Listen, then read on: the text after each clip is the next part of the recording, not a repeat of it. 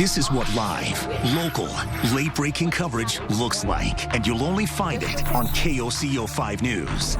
We're your source for coverage. Jessica, Abigail, Damon, the team you can trust, taking you right to the heart of the story. This is a very volatile situation. Sky 5, Storm Command, live reports from the scene, no matter where news happens. All screens, all the time. This is live, local, late-breaking coverage, only on KOCO 5 News. Chief Meteorologist Damon Lane, delivering OKC's most accurate forecast. The following is a presentation of ESPN on ABC. There's an unlocked door to bust through, and a Red River rival hell-bent on shutting it. With Kyler Murray in charge, Oklahoma has a chance at the college football playoff. But the Longhorns handed them their lone loss and playing spoiler. How sweet would that be? One day, I'ma do it like I never did it. One day, I'ma have the courage to go out and get it. One day, do what I love and support my girl. One day, I'ma shake up the whole world. For the first time in 114 meetings, you can write this down. It's Oklahoma, Texas for the Big 12 title.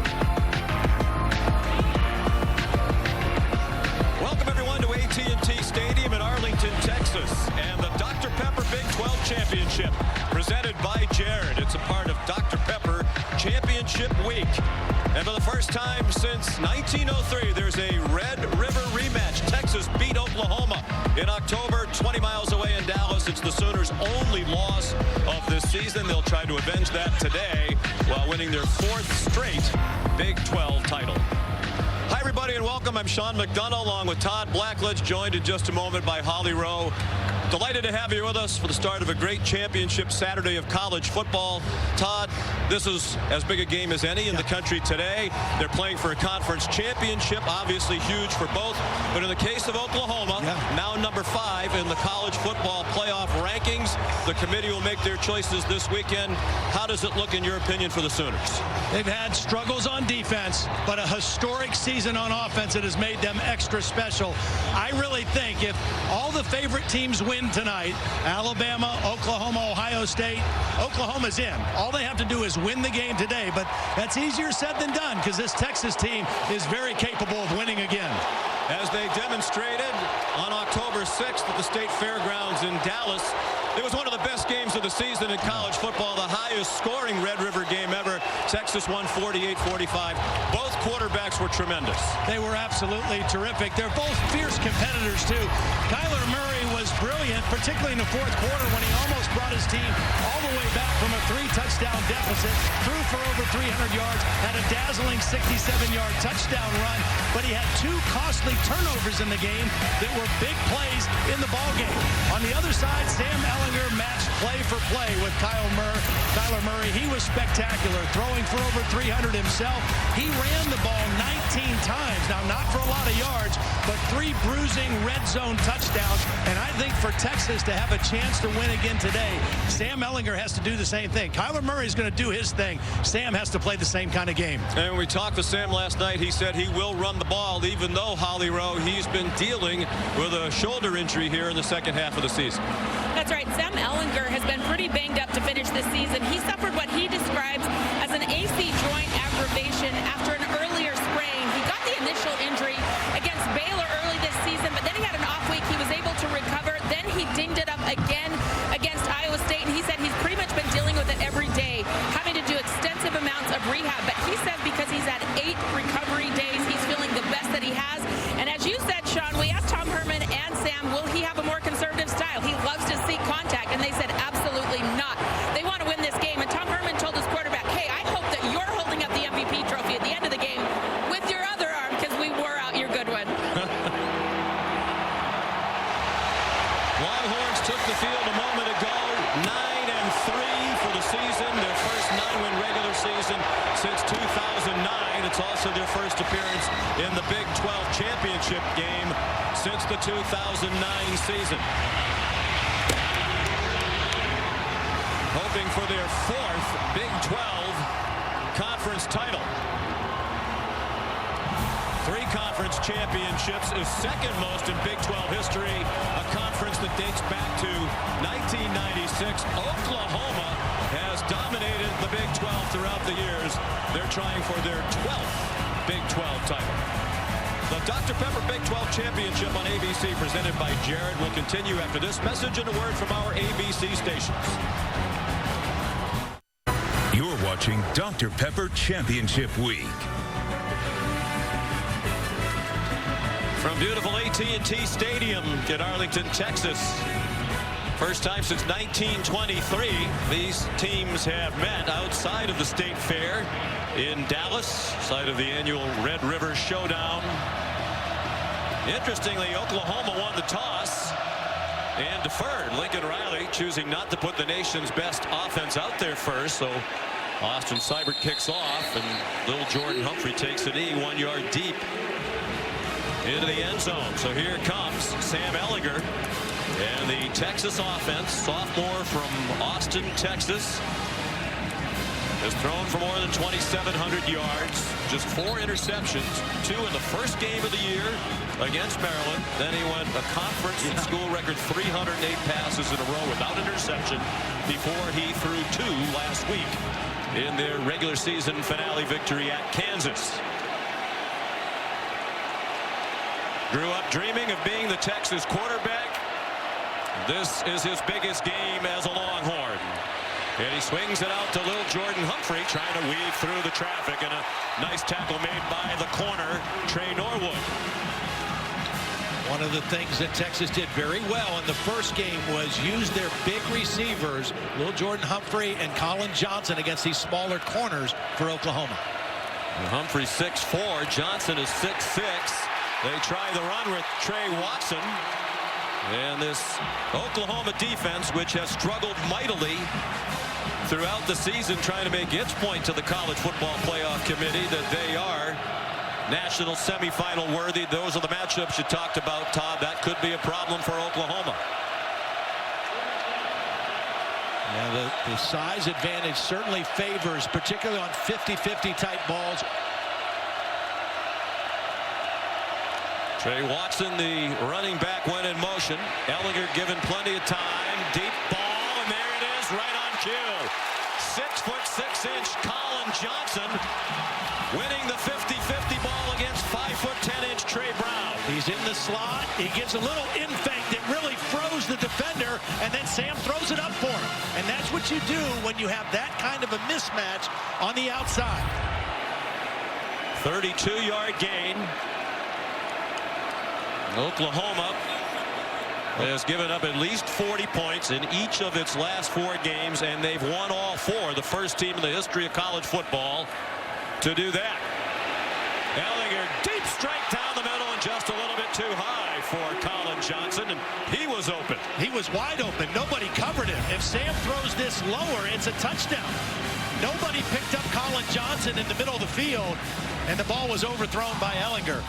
Oklahoma doing something interesting personnel-wise. They're playing with 3 linebackers on the field, trying to slow down the Texas running game. They left themselves very vulnerable to that throw. 2nd and 10, Texas. Normally, Oklahoma has played a lot of nickel defense. Ehlinger has a lot of flexibility at the line to change the play. He might have done it there, and that's another touchdown. If he's accurate, he might be a little bit too amped up. At the start of this title game, little Jordan Humphrey was open. Well, watch right here. He's confused. He blitzes late.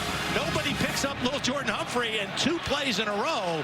Major breakdowns in the Oklahoma secondary, but Texas not able to capitalize on.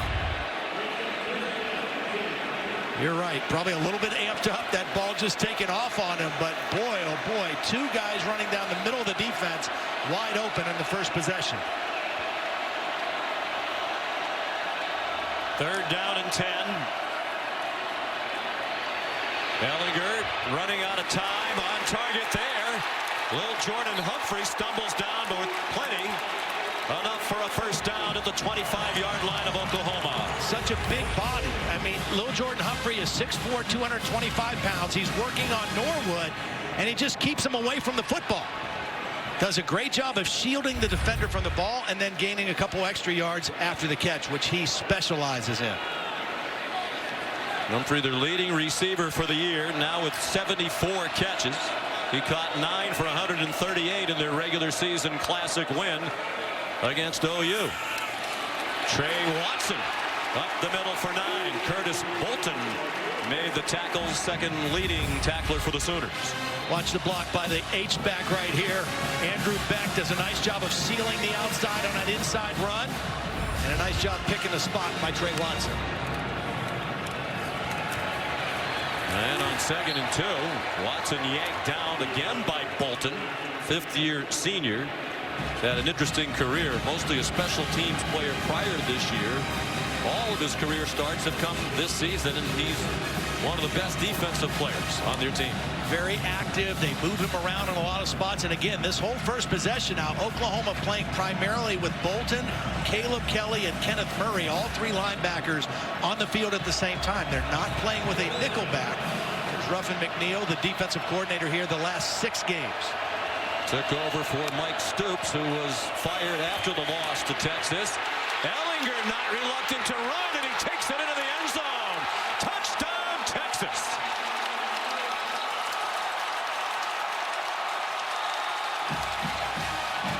Now this is where he is most dangerous, in red zone or short yardage. As his quarterback run all the way. Watch the tight end Brewer, the fullback, and the pulling guard. You have 3 blockers going right into the hole, and Ellinger on a quarterback design power run gets right in behind those 3 and takes it into the end zone. 3 touchdowns rushing against them the last time. Same kind of thing. 3rd and short, give it to him. We asked him, you're going to be concerned about running the ball with your shoulder such as he is. He said, not in this game. His 12th rushing touchdown of the season. Texas first on the board in the Big 12 championship game. This season, Taco Bell is celebrating student sections, passionate fans like these Texas Longhorns by awarding the best student section of the year. You can go to ESPN.com/Taco Bell to see if your team made this week's rankings and to see how your school can compete. Well, interesting start to this game as Kyler Murray gets ready to go to work for Oklahoma. This was the 6th time this season the Sooners have won the opening toss. It's the first time they deferred. You wonder again why you wouldn't put the best offense in the country out there on the field with a good chance to take an early lead rather than a very poor defense with a good chance you're going to be behind, as they are when they get the ball for the first time. Well, the point I want to make here is Sam Ellinger, look what hand he's carrying the football in, his left hand. In that highlight that Holly showed before the game, the 2 plays against Baylor and Iowa State, when he got injured and re-aggravated it, he was carrying in his right hand. He's a right-handed quarterback. He's not going to slide, but that's a way of protecting his right shoulder. There's Kyler Murray. Chance to make a Heisman Trophy statement. One last one before the voters turn in their ballots this weekend. He handed it off to Trey Sermon. And a tough 9-yard run taken down by Caden Stearns, the defensive newcomer of the year in the Big 12. Oklahoma, everything they do starts with their running game. Kyler Murray has been spectacular, but this offensive line and their ability to run the football is what sets the table for everything he does. Big 12 Offensive Player of the Year. Largely because of that skill, the ability to run away from people even when it looks like there's nowhere for him to go. Brandon Jones got him across the boundary, but it's an Oklahoma first down. Brandon Jones missed a few games with an ankle injury, had to come out of the Kansas game a week ago with a head injury. They are really happy to have him back because he is their best space tackler, and that's important against a guy like Kyler Murray. And some of these receivers and running backs who find themselves in open spaces. Oklahoma, the leading scoring team in the country, #1 in total offense, and right on target, Marquise Brown collared, and flags come down as a result of that tackle at the Texas 37-yard line. It was Chris Boyd, first team All Big 12 this year, the corner, who took him down. Reggie Smith is the referee leading this Big 12 officiating crew. Yeah, he's a Pittsburgh guy. Talked to him a little bit before the game. He was as excited to do the game as we are. Well, it's an honor. Personal foul, face mask, defense number 2. 15-yard penalty will be added to the end of the run. First down. Watch Kyler Murray use his eyes to move the safety, Caden Stearns. He looks to the left, moves the safety, then throws back to the other side to Marquise Brown, who had beaten Chris Boyd in coverage. Beautiful work with his eyes that time by Kyler Murray, and there's the penalty at the end of the catch. And Oklahoma in great field position. At the 22. Averaging 8.9 yards per play this year. That would shatter the single-season FBS record if they finish the season at that number. Some confusion along the offensive line as Murray was trying to communicate Oklahoma with the big fellas up front. calls their first time out of the half. With 10:05 to go in the first quarter. The 2018 Dr. Pepper Big 12 Football Championship, presented by Jared on ABC, is brought to you by Ice Cold Dr. Pepper, the official drink of Fansville, and Jared, dare to be devoted.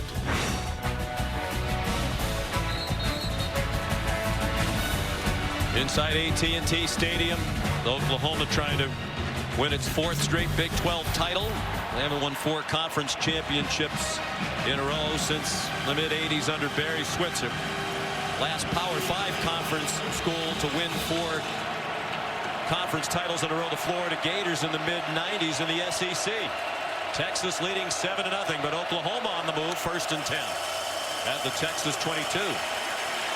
Murray nowhere to go. It's a loss of a yard as Texas' leading tackler for the year, Gary Johnson, made the stop. And you see the speed of Gary Johnson.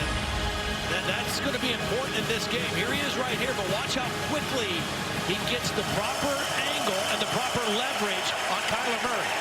He also has help on the outside by Devontae Davis, the corner, who is in good position as well. 2nd and 11. Trey Sermon, the running back, has been bothered by a left foot and ankle injury in recent weeks. Had just 5 carries in their rousing win at West Virginia a week ago last night. He gets the call. Looking for a hole behind the terrific offensive line. He gets inside the 20. Jeffrey McCulloch made the tackle. One thing I've learned in the last 3 weeks of being in the Big 12 is you got to get critical stops if you're a defense. This is an opportunity for a critical stop for Texas in the red zone on 3rd down. The play fake by Kyler Murray. Lots of time to the end zone and broken up and intercepted. Deflected by Brandon Jones into the hands of Caden Stearns. There is a flag down. Well, that was a beautiful play by Brandon Jones. I don't know what the flag is. The receiver actually ran into Caden Stearns after the incompletion. But Brandon Jones, who we mentioned they're so happy to have back, did a great job of closing with speed on that route by CeeDee Lamb and knocked the ball away.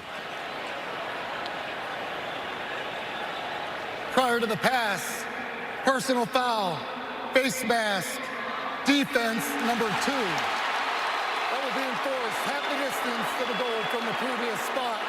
An automatic first down. Wow. Another critical penalty on this drive by the same guy, Chris Boyd. For the same thing. Yeah. Both face mask calls against Chris Boyd, senior from Gilmer, Texas, and first team all-conference players, we said a moment ago. He's working on the other side of the field, working on Marquise Brown. There he is at the top of the screen in coverage on Marquise Brown, and as he was feeling himself getting beat, reached that left hand up and got a hold of the face mask. So a bonus for Oklahoma and a new set of downs on the 10-yard line. Tom Herman, the Texas head coach.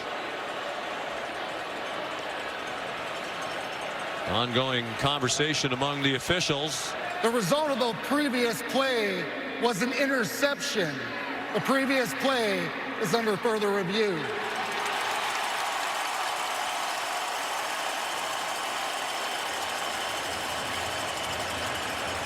Didn't he say prior to the foul was the penalty? Bill, what is that? How does that shake out? If the penalty occurred prior to the interception, which apparently it did, then the offense gets to keep the ball half the distance to the goal with the automatic first down. Replay has to be reviewing something else on the play. I did not see anything that looked like targeting. Well, so it doesn't matter if it's an interception or not because Oklahoma's going to have the ball, right? That's correct. So why are they wasting the time to look at this? Well, we're going to find out in a second what the review is for, but right now I'm perplexed on the stoppage. Well, Lincoln Riley clearly is too. David Alvarez, standby official, on his sideline. I'm perplexed, and it sounds like our rules expert Bill Lamagna is too, at least for the moment. Well, After further review, the ruling on the field stands. It's first down. Goal. Which it would have been anyway. Yeah, the penalty is going to trump the interception. Right. So it doesn't matter whether it was a catch on the interception or not. I don't know if they're a little confused in the replay booth, but on we go to inside the 10-yard line. Got to keep an eye on here. This part of the field for Oklahoma is Grant Calcaterra. He's right here in the slot. Kind of a tight end body, but wide receiver skills.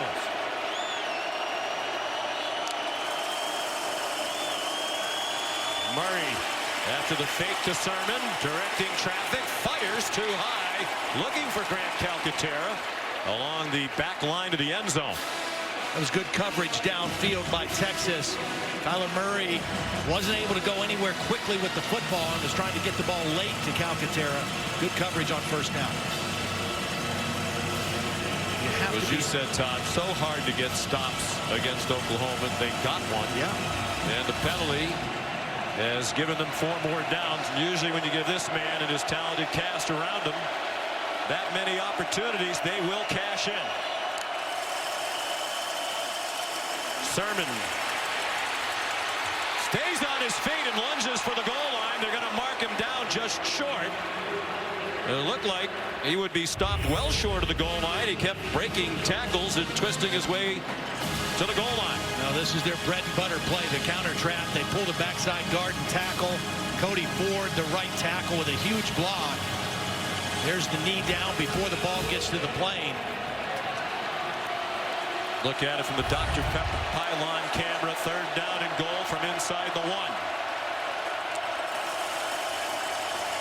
Sermon is stopped for a loss. Gary Johnson leading the way. Gary Johnson read this so quickly. Watch him read and react. Here he is. He's going to shoot this gap right here and beat Sermon behind the line of scrimmage. Anthony Wheeler there as well. That is a critical stop after a critical mistake by Texas. Austin Seibert's had another great year. The Big 12 Special Teams Player of the Year. Field goal kicker, kickoff man, and punter. And that one is up and good from 20 yards. But anytime you can make Oklahoma settle for a field goal the way their offense has been this year, you have to be thrilled. This is just the start of Championship Saturday. It rolls along all day at 3:30 Eastern Time. Memphis and number 8 UCF for the American title. And then at 8, number 2 Clemson, trying to cement its spot in the college football playoff, taking on Pittsburgh in the ACC championship game. Both of those championship games right here on ABC and, of course, on the ESPN app. And here's a look at the college football playoff rankings brought to you by AT&T. Certainly Ohio State. Even those UCF fans holding out some hope that they might move up into the top 4. A lot of folks around the country cheering against Oklahoma today to open up a path to get ahead of the Sooners. Well, the most interesting thing will be if Georgia would happen to upset Alabama. And Georgia playing their best football of the season right now. That would really make things interesting over the weekend. Would both SEC teams then get in? There'd be no room for Oklahoma or Ohio State. A touchback off the foot of Seibert. So here comes Sam Ehlinger again. curious to see what Oklahoma does defensively this possession. That first possession, they played more of a base defense with 4 defensive linemen and 3 linebackers, anticipating Texas running the football. Texas countered by throwing against that defense.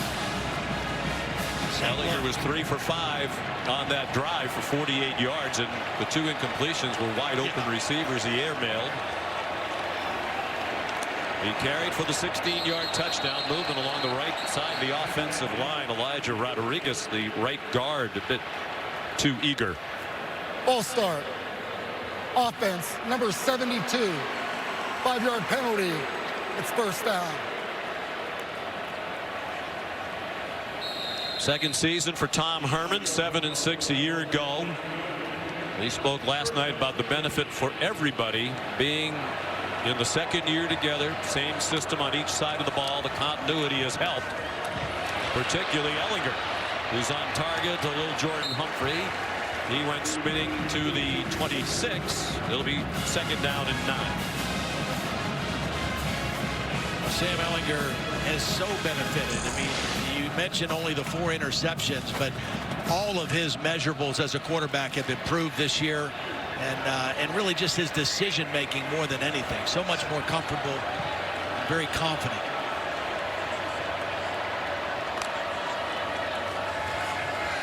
Seven minutes to go in the quarter. Ehlinger on target, first down. Devin Duvernay tackled by Kenneth Murray, Oklahoma's leading tackle man for the year. Beautiful protection. Watch the time that Sam has to just stay in there comfortably, survey the field. Duvernay, kind of the forgotten guy, the slot receiver, but the fastest of this Texas receiving corps. State champ in the 100 meters here in Texas in high school. He ran a 10.27 100 meters.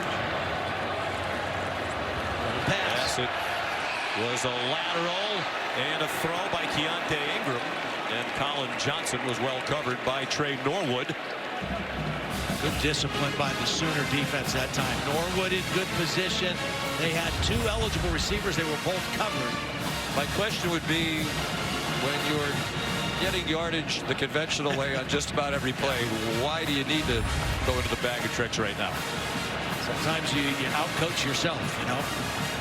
Tim Beck, offensive coordinator. He's been with Tom Herman for a few years. Was at Ohio State and Nebraska before that. Well-respected offensive coordinator, one of the truly good guys in the business as well. Ingram chopped down along the near sideline by Caleb Kelly.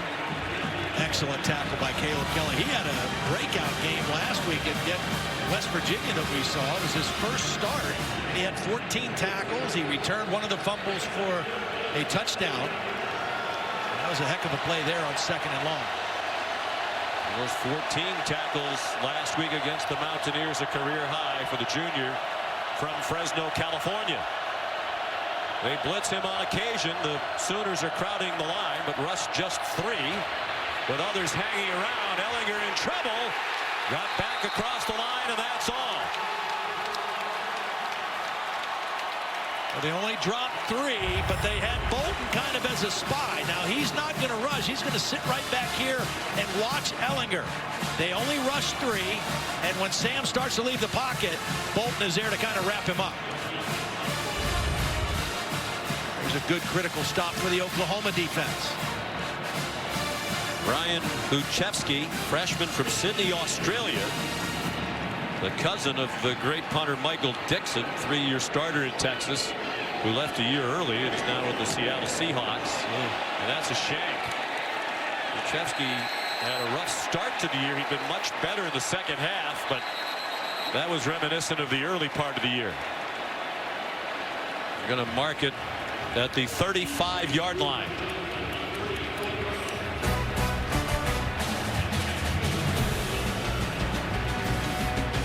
23-yard punt.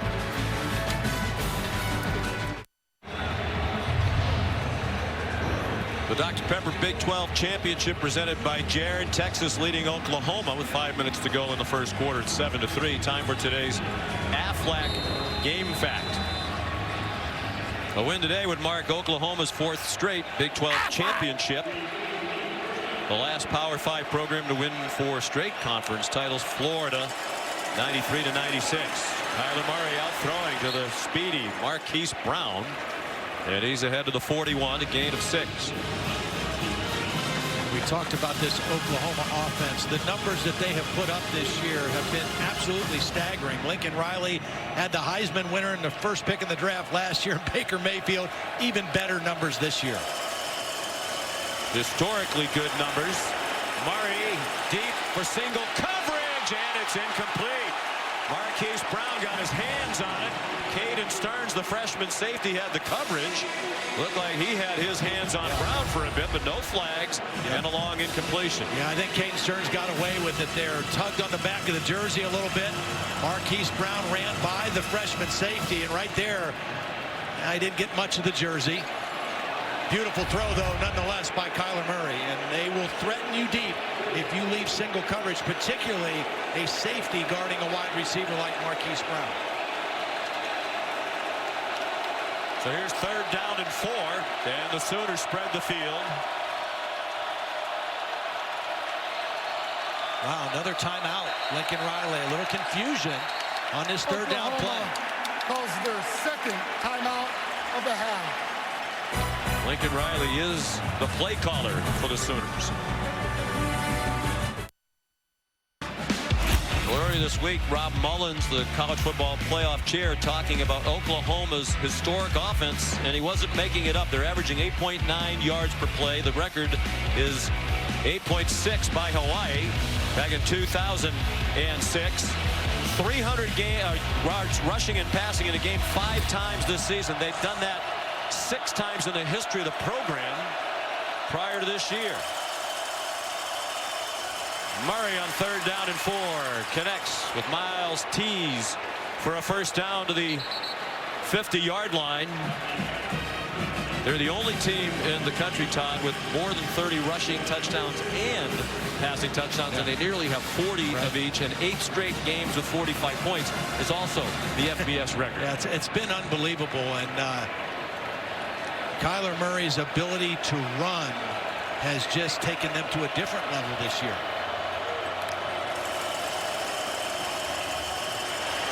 Texas laying back at the snap of the ball, and Miles Tees another catch. He didn't have a catch at West Virginia. The 2 on this drive give him just 9 for the year. They're also deep at wide receiver. That's an 8-yard gain.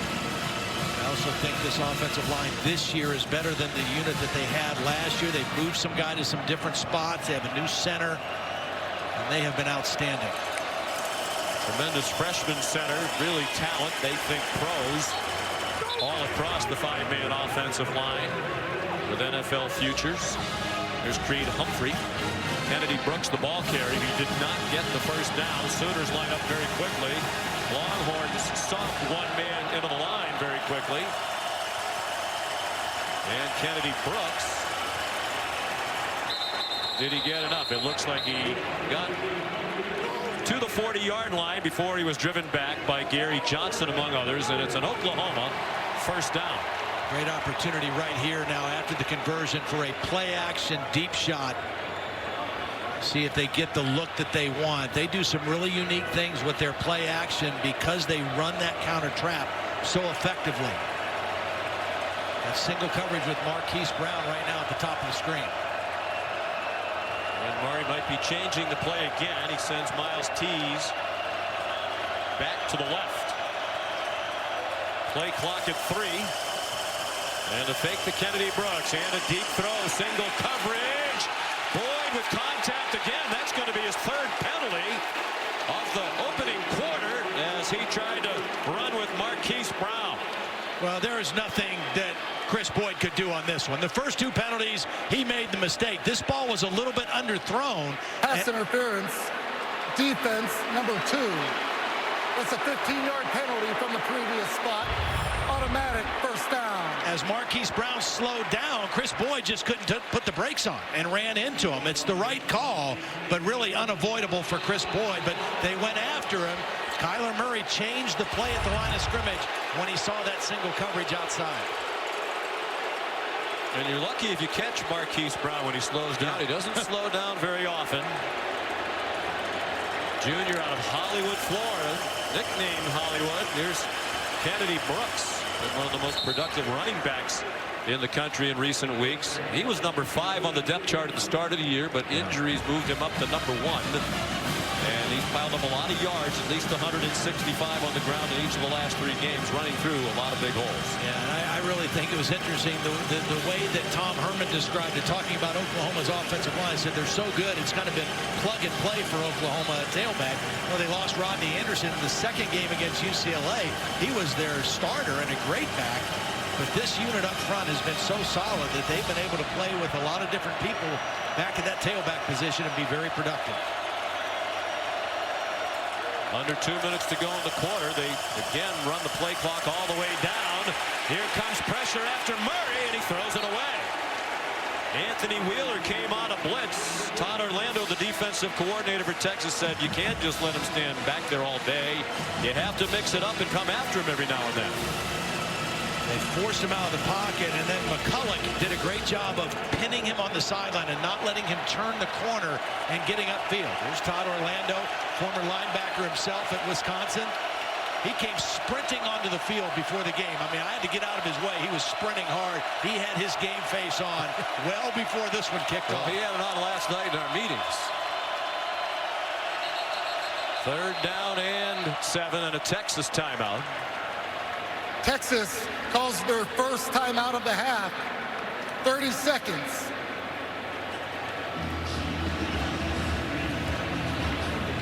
Todd Orlando, tremendous respect for Kyler Murray. Said, I don't think I've ever seen anybody like him. And also for Lincoln Riley. He said he's as good a play caller as there is, and he admires greatly the Oklahoma offensive system designed by Lincoln Riley. Yeah, and you know, he said that the thing about it is it's fairly simple in its concepts, and they do a great job of using max protection and their play action and their ability to run the football, and it's obviously a very quarterback friendly offense, as Baker Mayfield flourished in it, and so has Kyler Murray. And as you take a look at how Kyler Murray stacks up with the other top Heisman candidates, Tua Tagovailoa of Alabama, Dwayne Haskins, he is right up there, and this should go down to the final weekend as it is right now. And we're told only about 10% of the Heisman voters have already cast their ballots. That's a very low number. They're due on Monday. These voters want to get one last look in championship settings at these 3 contenders, perhaps some others as well. On 3rd and 7, Murray. Now this is a design quarterback draw, and they're going to lead with Kennedy Brooks. All right, so Kyler's going to show pass. The line's going to all show pass, but it's a design quarterback run with Kennedy Brooks as the lead blocker. And Kyler Murray gets the yardage he needs and then gets down. Previous plays under further review. I guess there's some question about whether he got to the line to gain. They're going to take a look at it. The ruling on the field is that the quarterback slid after he made the line to gain. That spot is under further review. So that's where the slide is initiated, I think. Where they'll mark this down. Once you start into the slide, that's where they mark you down.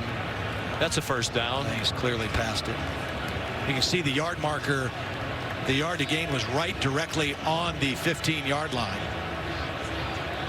They marked the ball on the 14.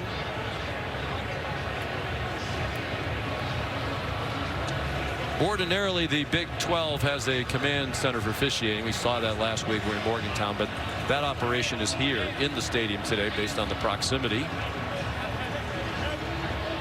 Of course, speaking of proximity, that college football playoff committee not far away, watching all these games, sequestered, if you will. The one thing we know from doing that mock is they may be sequestered, but there is plenty of food in that room. No doubt. There is a lot of food in that room. We were fortunate enough at midseason to take part in a mock exercise here in the Dallas-Fort Worth area where they told us how they go through the process of selecting the teams, ranking the teams. Not an easy job. We talked about the Heisman backdrop. You're a Heisman voter. Yeah. Holly is a Heisman voter. I feel very privileged to have a Heisman vote as well. None of us have voted. After further review, the ruling on the field stands is called first down. Well, Sean, and every voter has their own criteria. For me, one of the biggest things I want to see is how do these guys play in the biggest games of the year? And the biggest games started last week, and they continue this week. So I want to see all three of those guys that were on that graphic. I want to see them play in these big games down the stretch. I think there are some years when you get to this time of year where the person who's going to win it is pretty clearly established, at least in the minds of many. But the low vote total already cast is indicative that most of these voters want to see more from the leading contenders. Kennedy Brooks. Well, we are approaching the end of the first quarter, and Oklahoma only has 86 yards of offense. And so if you could have told Todd Orlando in the first quarter you're going to hold them to 86 yards and only 3 points, you would have taken that in a heartbeat, because nobody has slowed down this Oklahoma offense, and Texas is holding their own right now. 8.9 for the season per play for Oklahoma. We should point out Texas held them to 6.9, which really doesn't sound like held them to, but 6.9 was the fewest yards per play Oklahoma had in a game. That was in the loss to Texas, although they scored 45 points in that loss. They had to use their last timeout because Kyler Murray let the play clock run down. Lincoln Riley is livid. He's used all 3 timeouts in the first quarter. 30 seconds. You know, the last time he used the timeout, he thought the officials did not reset the play clock. This time he's upset with his quarterback because that's something that Kyler Murray has to take control of on the field. They have used all 3 timeouts in the first 15 minutes of play. Let's send you down to the field. Here's Holly Rowe. Well, guys, of course, Oklahoma was in this Big 12 championship game last year, but Kyler Murray is new to this stage. He's performed well on a big stage all year, but when I talked to Lincoln Riley of Oklahoma before the game, he said, you know, the words I've said to Kyler are be yourself. You can't try to do too much. You know, there's been back and forth shots across the bow all week with he and Ehlinger and this Texas team, so he wants him to settle down and be himself, but we're seeing them just not be on the same page right now, just not getting the play calls in, confusion at the line. They've got to settle down and be himself because he's been pretty good. He's used to playing in big games. Kyler Murray in this stadium, been well chronicled. He was 43-0 as a high school quarterback in Allen, Texas, nearby. Won 3 straight titles. All those championship games were here. Will they extend their streak of touchdowns in the first quarter? Doesn't look like it. Kennedy Brooks driven back by Brecken Hager. He's been one of those players most vocal in some of the conversation back and forth around this rivalry. This is the end. But he was made to apologize for making the comment that Oklahoma, in a sense, wasn't very good. The Dr. Pepper Big 12 Championship on ABC, presented by Jared, will continue after this message and a word from our ABC stations.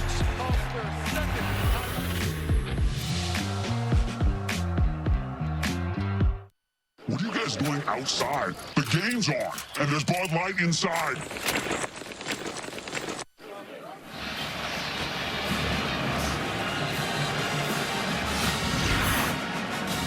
Well, outside AT&T Stadium, it's a beautiful day in the Dallas-Fort Worth Metroplex. Aerial coverage brought to you by State Farm, here to help life go right. 70 degrees outdoors. We're underneath the roof. And Jerry World, Jerry Jones here today.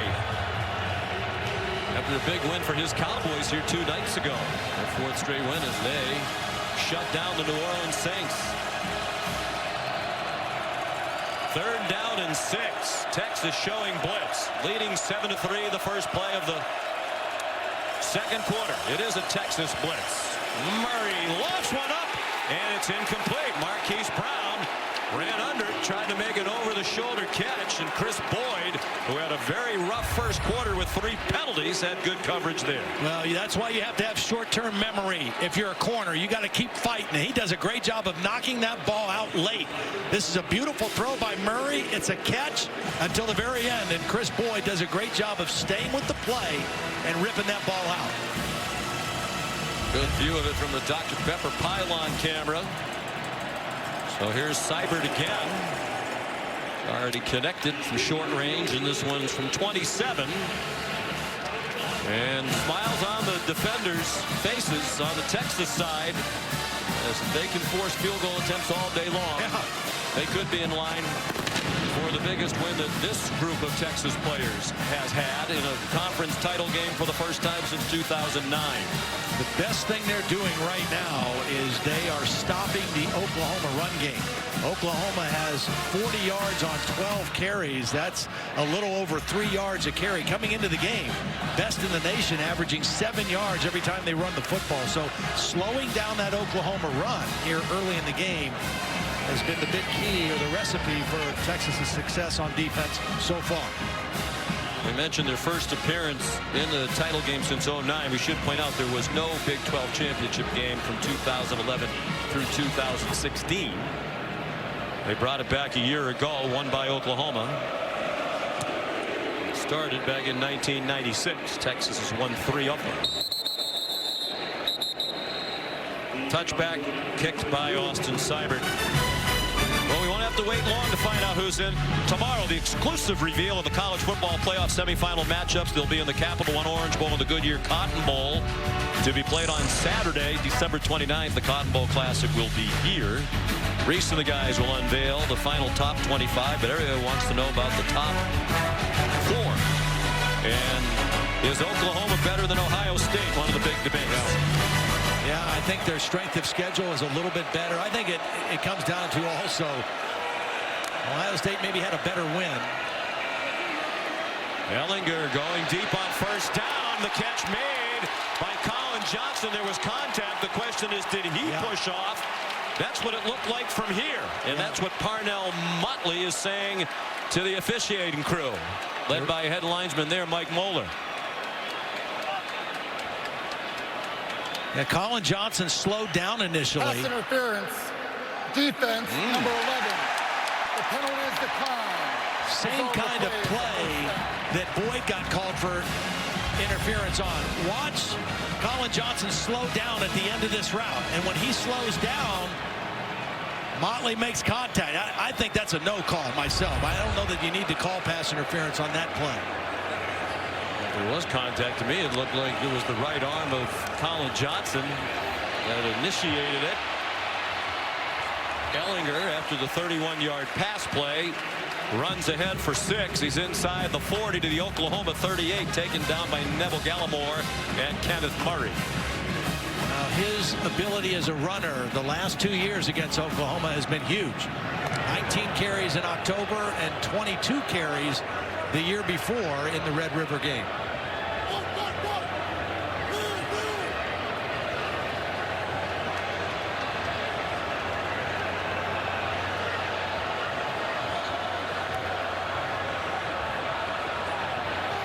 Lots of maneuvering around the line of scrimmage on both sides. The play clock at 2.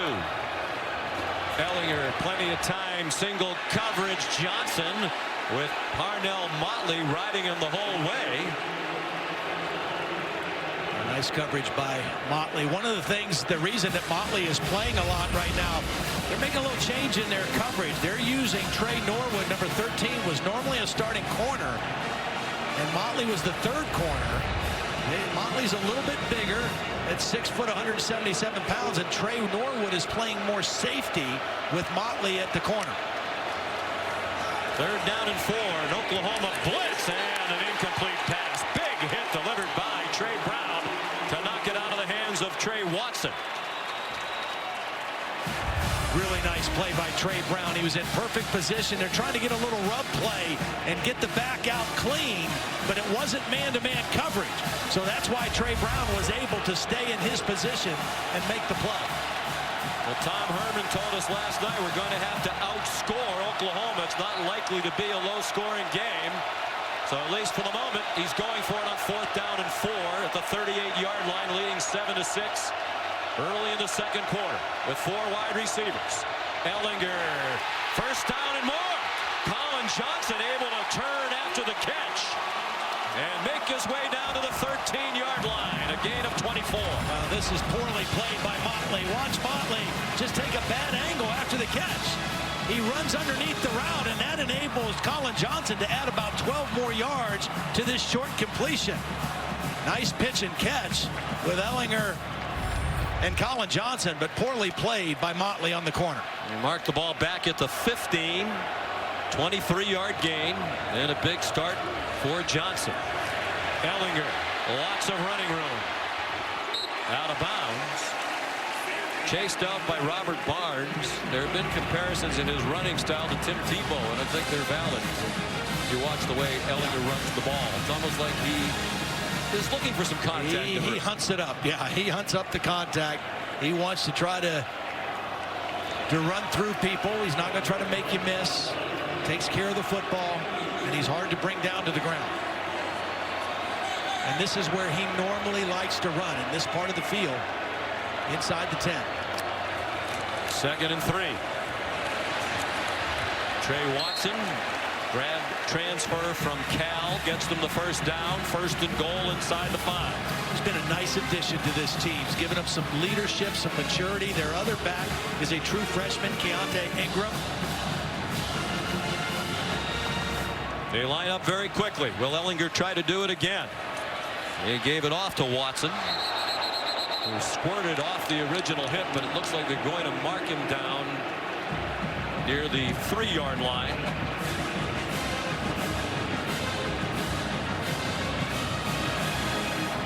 Unaccustomed position for Oklahoma. They'd scored at least 1 touchdown in 24 straight games, managed just 2 field goals in the first quarter today. This formation now is quarterback run to the left. Oklahoma got victimized by that in the first game, so they have more defenders over here than they did in October. But this formation suggests Ehlinger running to the left. Ehlinger looked to the left, takes it up the middle, and in for another touchdown.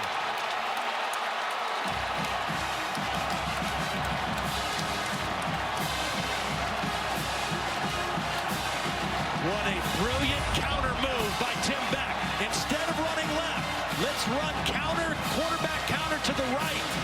They've got a weakness there, and Ehlinger with another touchdown run for the Longhorns.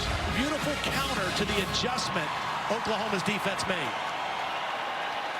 Sam Ehlinger told us last night the game against Oklahoma in October was the best game he's played as the quarterback at Texas. He was quick to praise those around him for giving him the opportunity.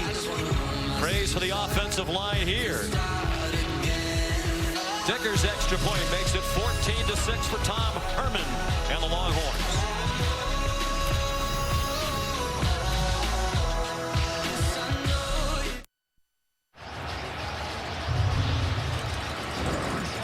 Tim Beck, the offensive coordinator for Texas, told us last night Sam Ehlinger believes he was born and put on this earth to be the quarterback at the University of Texas. It's clear that he cherishes this opportunity to play this position in this program, and he's playing it exceedingly well. And we asked him about his shoulder. Are you concerned? He said, not in this game.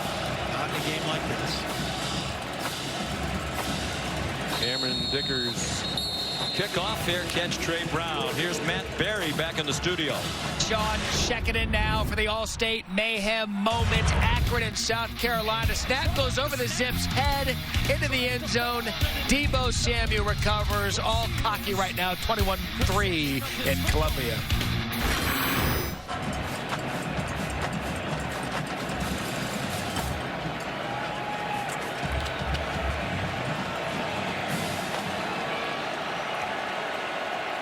Just 2 field goals for Oklahoma. I believe I said they were both in the first quarter. 1 in each quarter so far for the Sooners.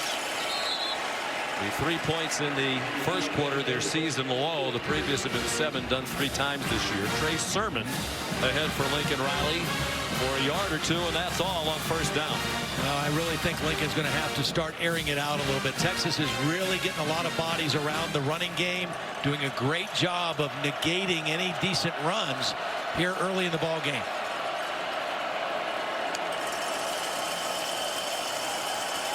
Murray, lots of time, deep throw, single coverage, up for grabs and caught by Marquise Brown. That time working against Devontae Davis.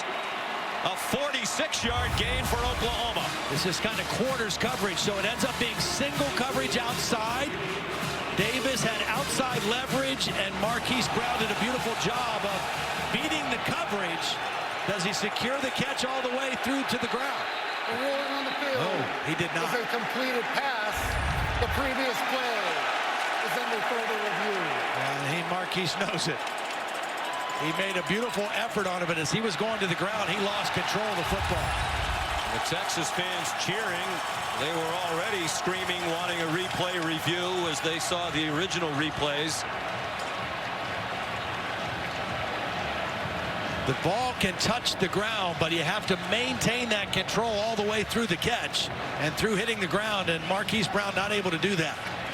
I think we saw, even though he didn't make the catch, part of what is getting the attention of the NFL people, because he's not big. As a matter of fact, one of the reasons why he didn't have an FBS offer and he wound up in junior college out of high school in South Florida was he was 138 pounds. They list him at 5'10". That might be a little bit generous, but he can go up and get it, in addition to his blistering speed. And 9 catches for 131 yards and 2 touchdowns when these teams met in October. And we saw him put on a show last week in Morgantown. He's been a little bit banged up midway through the year, but he has come back healthy now, and he is just always a threat vertically to your defense. You talk about last week in Morgantown, he had 5 receptions in that game of 25 yards or more. At 243 yards receiving for the game, second highest in a game in Oklahoma history. It looked like they had a big one there.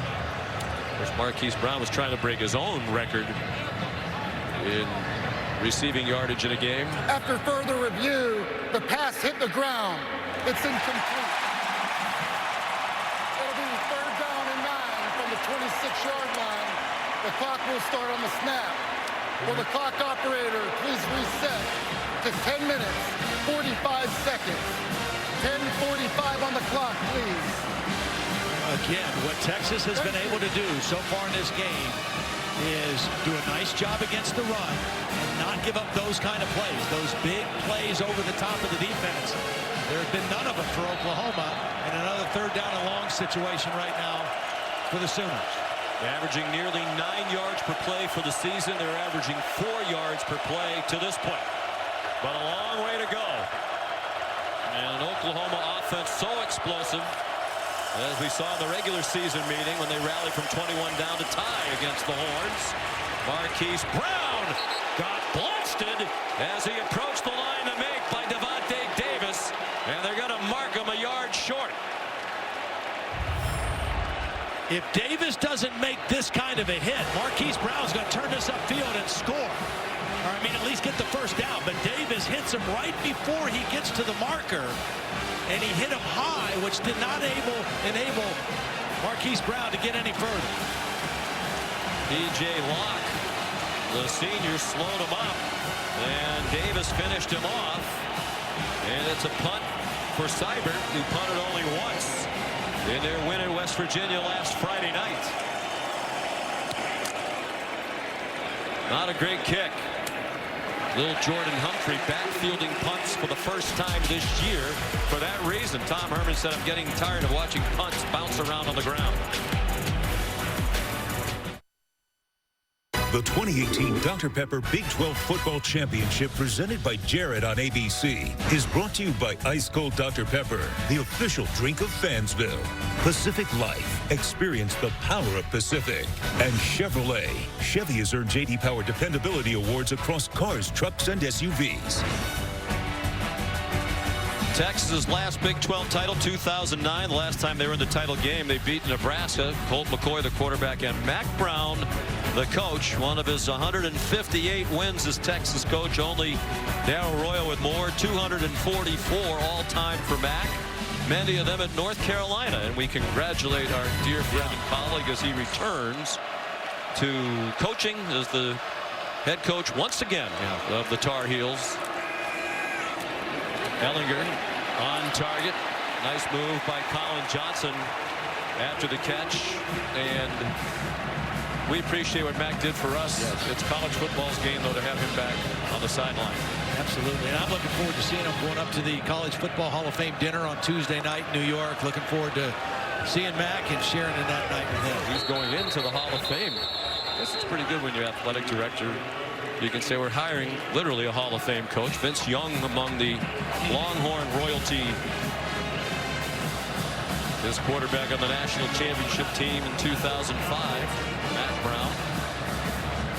No gain on first down here for the Longhorns, leading 14-6. They have shut down the nation's #1 offense. Nearly doubled them up in yardage. Sam Ehlinger, 9 out of 13. Pulls it down running.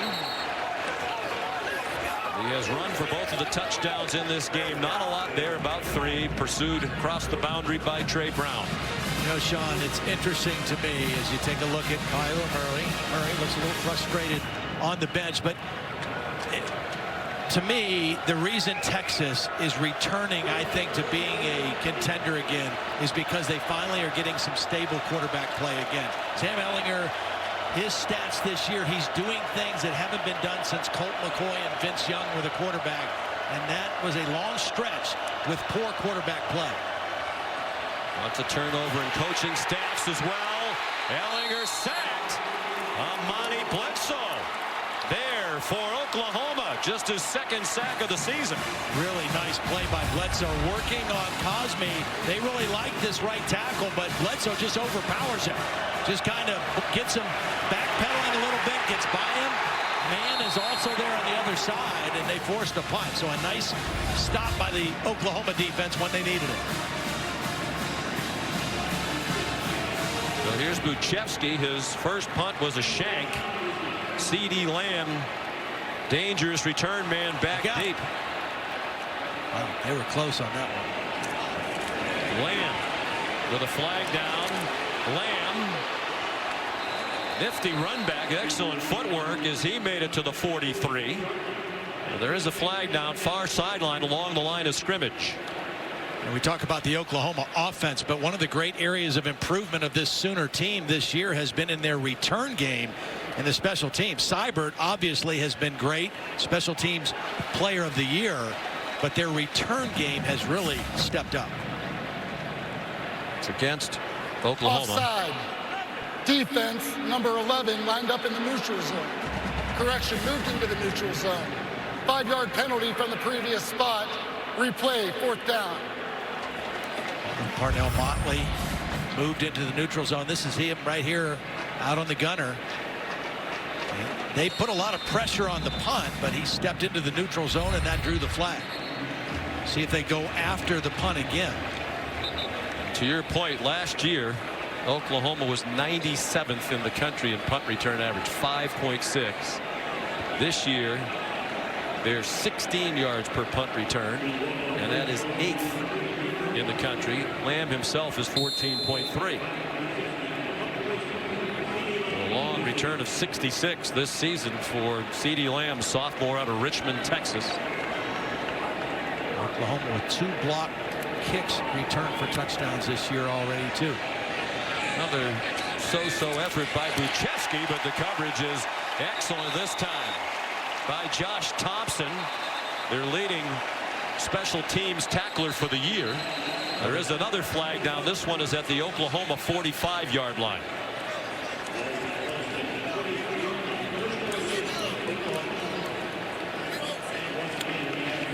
The line judge, Frank LeBlanc, indicating it is a hold against Oklahoma. Well, after that sack, Oklahoma looked to be able to get decent field position, but now, after a couple penalties, they're going to be backed up. During the kick, holding receiving team number 87.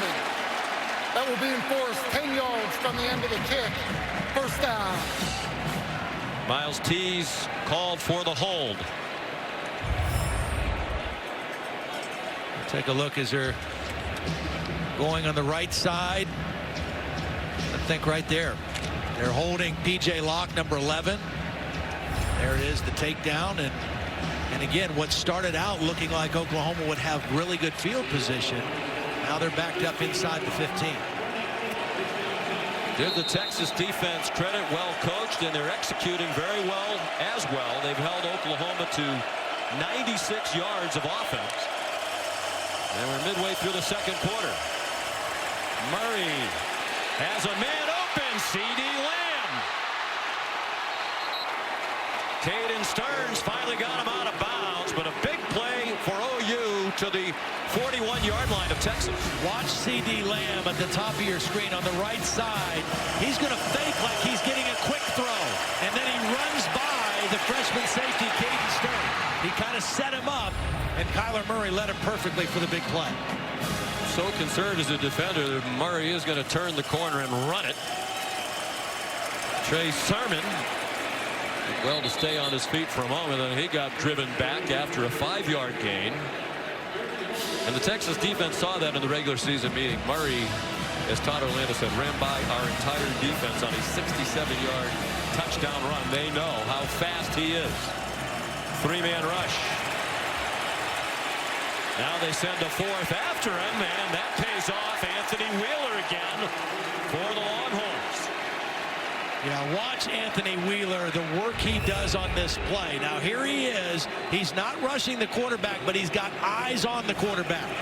So he's just trying to stay in a position to mirror with Murray and takes a beautiful angle to the sideline and forces him out after a short gain. That is not easy to do, because if you take at all a bad angle, Kyler Murray's going to turn the corner on you.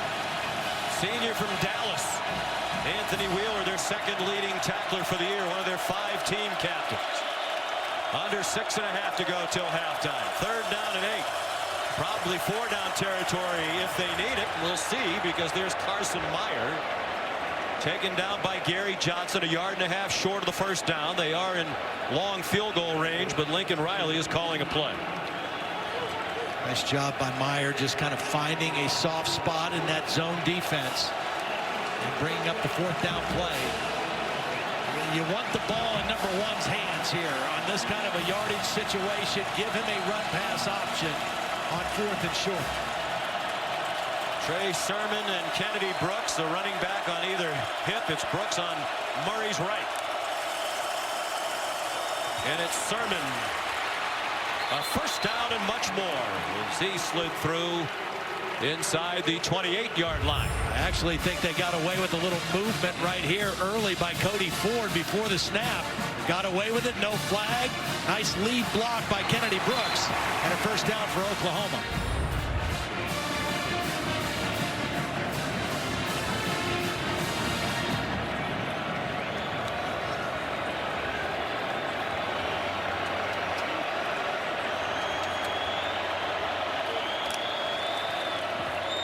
On 1st and 10. Murray looking to the end zone, and it is caught! C.D. Lamb with the Oklahoma touchdown.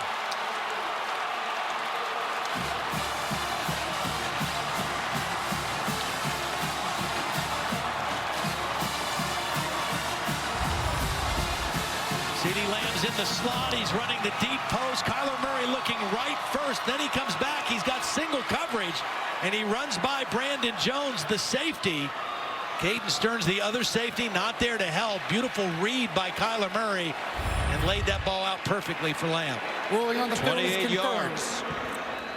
No question about possession. Clean catch by C.D. Lamb, his 10th receiving touchdown of the season. His 17th in just 27 career games for Oklahoma. Seibert, the extra point. 5:01 to go till halftime. The Red River rematch shaping up as another classic.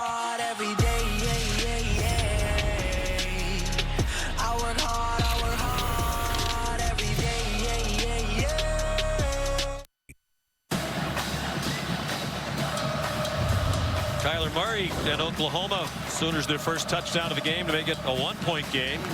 5:01 away from the Capital One halftime report. Kevin Nagandi, Jonathan Vilma, and Jim Mora. Big shoes to fill for Coach Mora, stepping in for Mack Brown.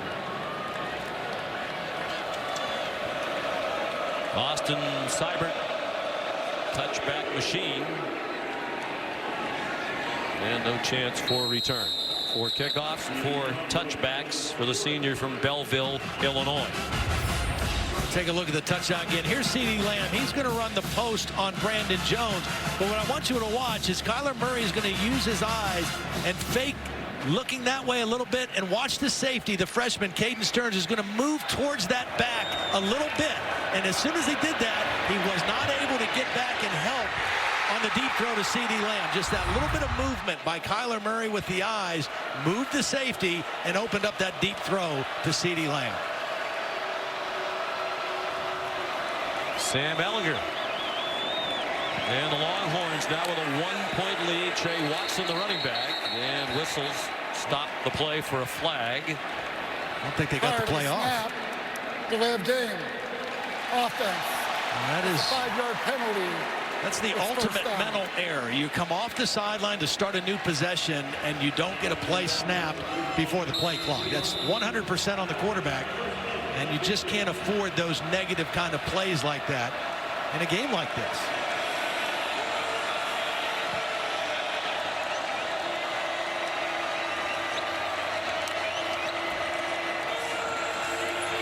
Ehlinger surrounded, took off up the middle, and gets wrestled down at the 30, but he gained 10 on 1st and 15. Ronnie Perkins and Caleb Kelly to stop. He was looking to his left to Colin Johnson, who is going to run a stop and go. It's not there, and then he had to make a quick decision to run. Picked up a nice block by Trey Watson, and they just see the strength. I mean, he's just a difficult guy to bring down when he gets going north and south.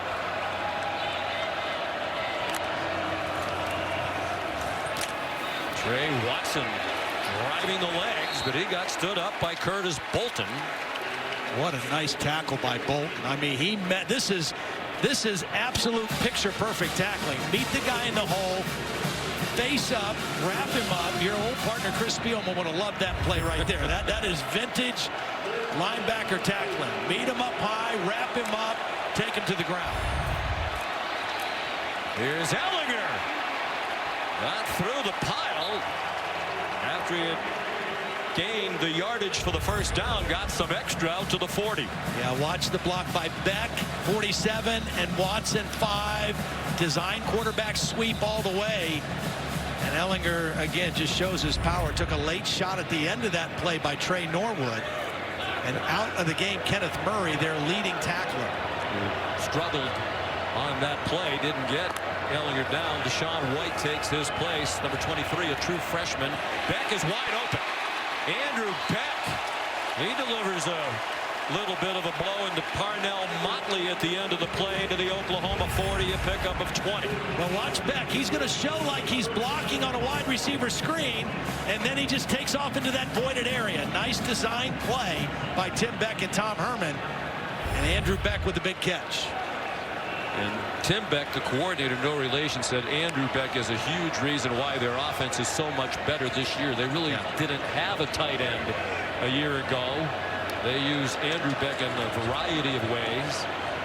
Well, we've seen him on the end of the line. We've seen him flexed out like he was that play, and an H-back here. Ooh, Bolton again. He lost his helmet as he renewed his acquaintance with Trey Watson. Look at this collision in the hole again. Reads it quickly. Both linebackers coming on the inside pressure, and nobody there to block Bolton.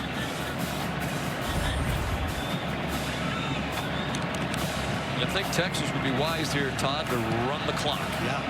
They still have 12 more seconds. They know how quickly Oklahoma can score. This is just second down. Ideally, Tom Herman would want to score with as little time left as possible. Flag down. Ehlinger, that looked like a push-off. Colin Johnson, it's a touchdown, at least for the moment.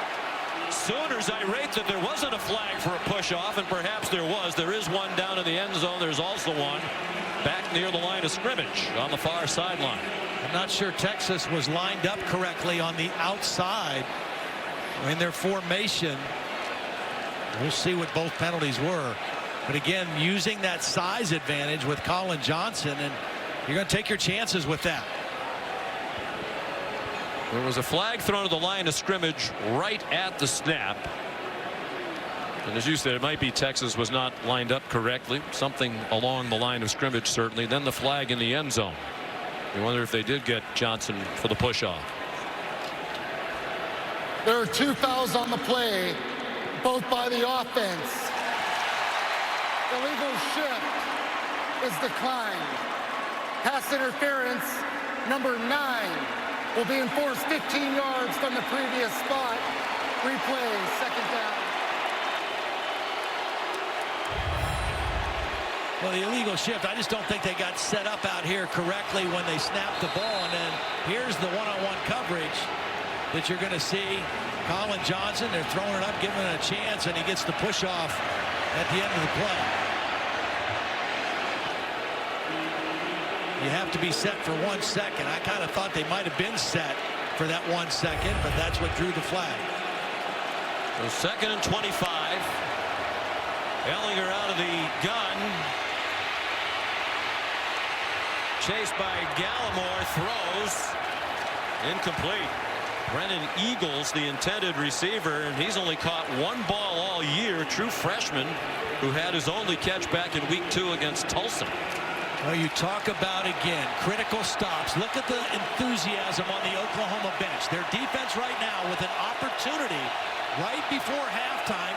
Their offense is going to get the ball to start the 3rd quarter. They have a chance to turn this game right now. Well, I would question the play call there by Texas throwing the ball. Oklahoma has no timeouts left. Yeah, that's right. 2nd and 25. You might have wanted to run a play that would keep the clock running. It's a screen. It's a good screen. It's Keontae Ingram.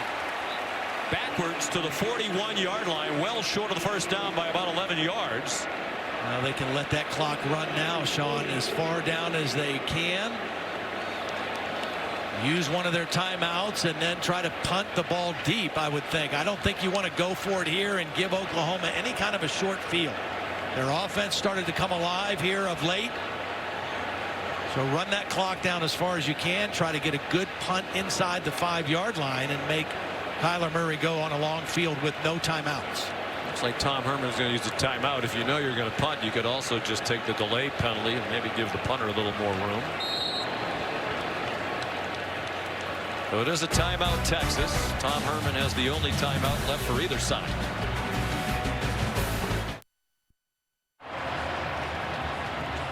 Approaching halftime, here's today's unexpected outcome brought to you by ExxonMobil. The Oklahoma offense less than half its usual first half scoring total, and the yardage a little more than halfway to what they usually get total, and way below the typical rushing first half. And I think that's the difference in the ball game right now, is what Texas has been able to do to defend Oklahoma's run, which has been virtually unstoppable the last 7 weeks of the season. Texas lined up as if it's going to punt. Oklahoma doesn't have anybody back inside the 20-yard line. There's the possibility perhaps of a fake, but it's a long way to go. 4th and 11. Buchevsky the punter.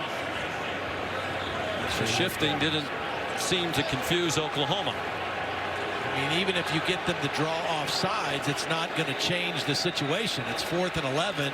It would be 4th and 6 if they jumped off sides. That what you try to do there, maybe draw them off sides with a hard snap count. Offense. That's a 5-yard penalty. It's 4th down. Well, to me, Texas wasted a timeout. Now, with 1:06 to go, if you know you're going to punt on 4th down, it seems Tom Herman did, just take the 5 yards originally, punt it away, leave yourself 2 timeouts. If you pack Oklahoma back up there and something happens, you may want to be able to stop the clock enough to get the ball back. Buchevsky into the end zone. That's not what you want. No, he's had a rough first half. Here's Holly. Well, guys, this offensive line for Oklahoma has been under duress today. In fact, over on their sideline, in between series, their offensive line coach, Bill Bedenbaugh, who is terrific, has been after them. He's saying you've got to be tougher. You've got to finish blocks. They have not been themselves. Even Lincoln Riley, the head coach, came over and was really getting in the face of this offensive line, asking for more. They have been very atypical for what they're normally doing here in the first half. Credit that defensive front of Texas, but this O-line has to come alive. And no timeouts for Oklahoma. They've had trouble getting the ball snapped. That could be a factor here in the final minute. But they can score in the blink of an eye. And they're on their way, perhaps. Murray on target to Nick Basquin, just his 5th catch of the year. Murray's vision is outstanding. I mean, his ability to stay alive in the pocket and kind of scan what's happening in the back end of the defense, really remarkable. And Texas not lined up. Uses its last timeout.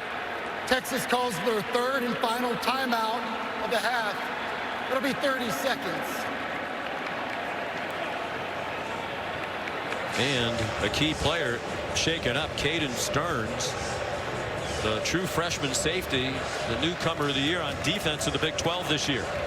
Week 13 Monday Night Football, a big one in the NFC East. We'll be watching with great interest in this part of the country for sure. The Cowboys have won 4 in a row, trying to take control of that division. But Washington and the Eagles right there. They're chasing the Cowboys, and they go head-to-head. The Redskins and the Eagles, 8:15 Eastern on ESPN, ESPN Deportes, and available on the ESPN app. You can watch anywhere. Stearns looks like he's heading to the dressing room.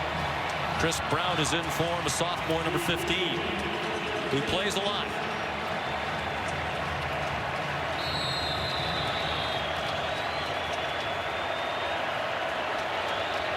.51 seconds to halftime. No timeouts on either side. 1st and 10 Oklahoma from its own 44. Sooners have not led in the game. Basquin again. High stepping his way out of bounds and thrown down at the end by P.J. Locke, but it's another 1st down. Texas was so concerned about covering deep that they didn't have enough defenders over there on that quick throw. Had 2 blockers in front and a big gain with that pass. Basquin had 4 catches all season long. Now he's had 2 back-to-back. They're at the 36 of Texas in long field goal range. Murray all day. Throws and a leaping catch by CeeDee Lamb, and he is inbounds at the 19. The ruling on the field is a completed pass for a 1st down. No pass rush. Good job by that offensive line in this possession, giving Kyler Murray time to just see what he wants to see. What a catch, but I don't know if he got that foot down. They ran the play. Kennedy Brooks carries. Wow. I think Oklahoma got away with one there. I don't know that he got his foot down. I think he had 1 in and 1 out. It was just a question of which one came down first. Meanwhile, after the Brooks run, there's a flag. Tremendous effort. But the left foot down, right foot out. I think you're right. I think the left foot came down first. I think he just got the left foot down ahead of the right. All you need is one. It has to be the first one. Yeah, left toes down. Good call by the officials. Wow, what a catch. And good work by the replay booth to let them continue on. Officials now conferring. Brecken Hager. After the play, personal foul, face mask by the defense, number 44. That will be enforced half the distance to the goal. It's an automatic 1st down. This dead ball foul caused the running clock to stop, and Oklahoma will decline the 10-second runoff. They will start the clock on the snap. Hager, an emotional player. As Todd Orlando said, he's a little out there. He's hoping they win today for a lot of reasons, including he wants to cut that long hair. He said, "I won't cut my hair until we win a Big 12 title." And it's been growing for several years without a haircut. Now Calcaterra right here. He's the biggest receiver out there. Longhorns inching toward the line. They bring pressure up the middle. It was blocked. And it's Calcaterra with the Oklahoma touchdown and the lead. Flag down in the back of the end zone near where he made the catch.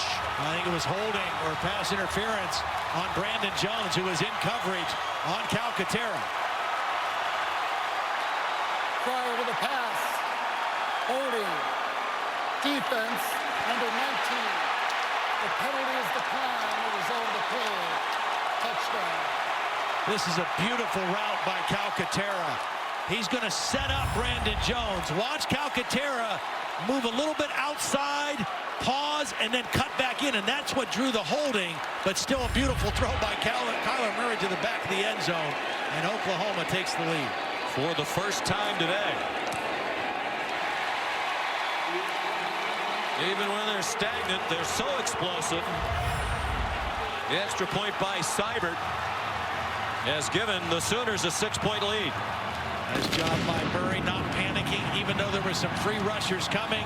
He knew he had Calcaterra in the back of the end zone and threw it to his biggest target out there for the touchdown.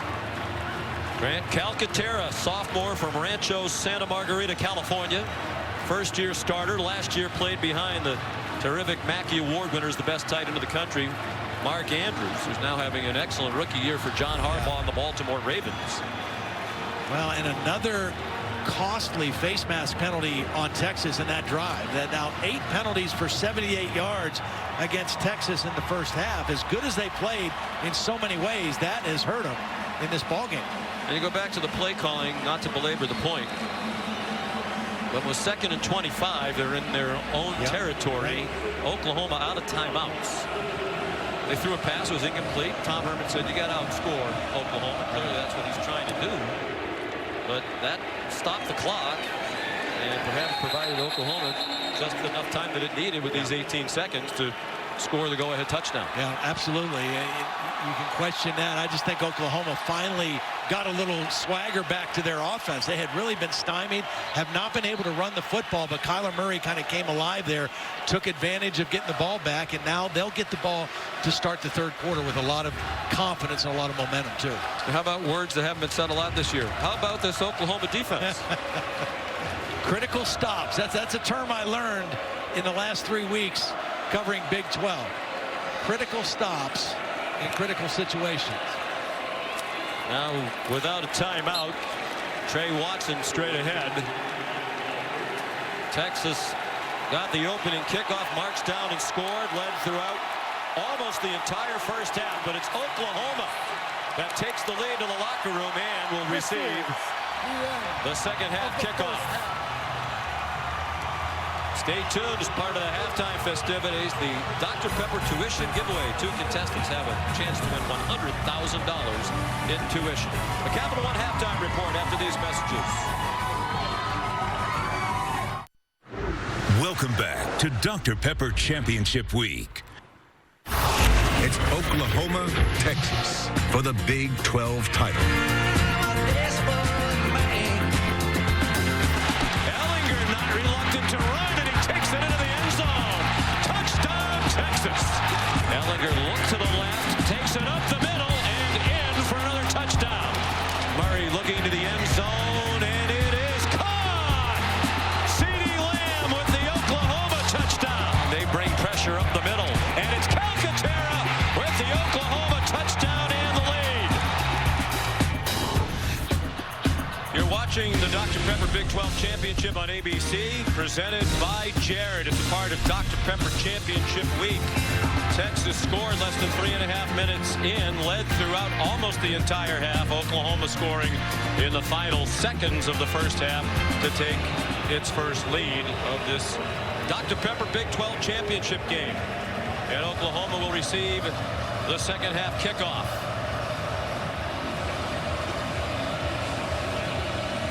Cameron Dicker kicks off. And it's a touchback. Welcome back to Arlington, Texas. Sean McDonough with Todd Blackledge, rejoined in a moment by Holly Rowe. We talked about it was a struggling start for this Oklahoma offense, but you look at the numbers, they're over 250 yards for the half, on their way to 500 perhaps again, as they've been in every conference game this year. Texas did such a great job for most of that first half, particularly stopping the run, and finally Lincoln Riley said, you know what, we got to throw the football. They're doing a great job on a run. Let's put the ball in the hands of Kyler Murray, and that really started to loosen things up in that late part of the first half. Kyler Murray throws short. CeeDee Lamb across the field, and they'll mark him out of bounds with a first down at the 40-yard line. They love that play. It's kind of a wide receiver screen under the guise of a crossing route. As long as that receiver gets back behind the line of scrimmage, guys can block downfield. They ran it earlier with Marquise Brown in the first half. That time they did it with C.D. Lamb. Trey Sermon gets 2. A moment ago, Holly spoke with Lincoln Riley. Well, Coach Riley, that is the first time in 25 games you haven't scored in the first quarter. What kind of changed in the second that you started to get more of a rhythm offensively? We just made some competitive plays. We had plenty of opportunities. We moved it good the first half. We just didn't do a good job, finishing in the red zone. We did that there in the second quarter. How does scoring go into the locker room at the half really give you guys some juice? I saw offensive linemen leaping in the air. Yeah, a lot of momentum. To be able to flip that there, get a stop, come down, score, and get the ball here to start the second half is huge. Thank you so much. Thanks, Holly. Trey Sermon got them to the 45-yard line. Here's 3rd down and 5, opening possession of the second half. Murray sidesteps the rush over the middle and on target. First down to the Texas 42-yard line. Miles Tees. Well, how Murray eludes this. This is a direct path to the quarterback by Gary Johnson. And he just can't get him. Nice job by Kyler Murray using his feet. Deep throw, single coverage, flag down. Miles Tees and Brandon Jones there. And now fans throwing debris onto the field from the stands. That's dangerous. Beer can flying out of the lower seats in that end zone where the flag was thrown. Defense, number 19. That's a 15-yard penalty from the previous spot. Automatic first down. Again, Gary Johnson is a safety. They're looking for the matchups in man coverage with a safety and a wide receiver. Both guys had hands on each other. Tees gets away with a little tug, but Brandon Jones does not. I don't know. We've seen a couple games the last couple weeks where they've let a lot of that stuff go. The Big 12 needs to figure out how it wants to call pass interference, what they want to allow downfield and not. Because we saw some games a couple weeks ago where they basically let them mug each other without flags. Trey Sermon down to the 20-yard line. But the result is Texas now 9 penalties for 93 yards. That's a huge swing for Oklahoma in this game. Only 2 called against Oklahoma for 15 yards. Murray keeps it. First down inside the 15-yard line. The 20 points for Oklahoma in the first half. Their second lowest total of the season. Texas held them to 17 points in the Cotton Bowl in the regular season meeting.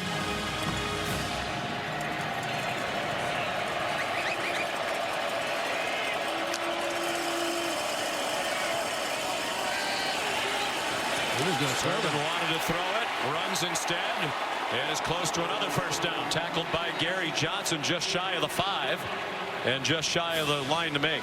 He was looking for Lee Morris in the end zone, and a good decision by Trey Sermon not to throw the football.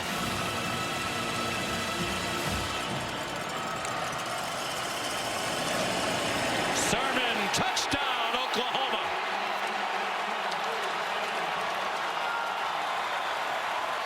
We talked about this offensive line, and it's led by a redshirt freshman center, Creed Humphrey. Watch him open this thing up for Trey Sermon.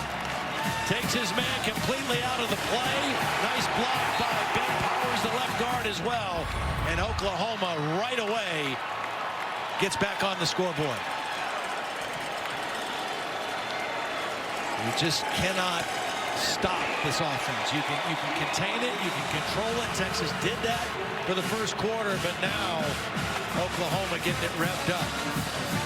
Kyler Murray started slowly. He was 4 of 8, and he is picked up now. He's completed 11 straight passes. Started 4 out of 9, 11 for 11 since, and 2 touchdowns.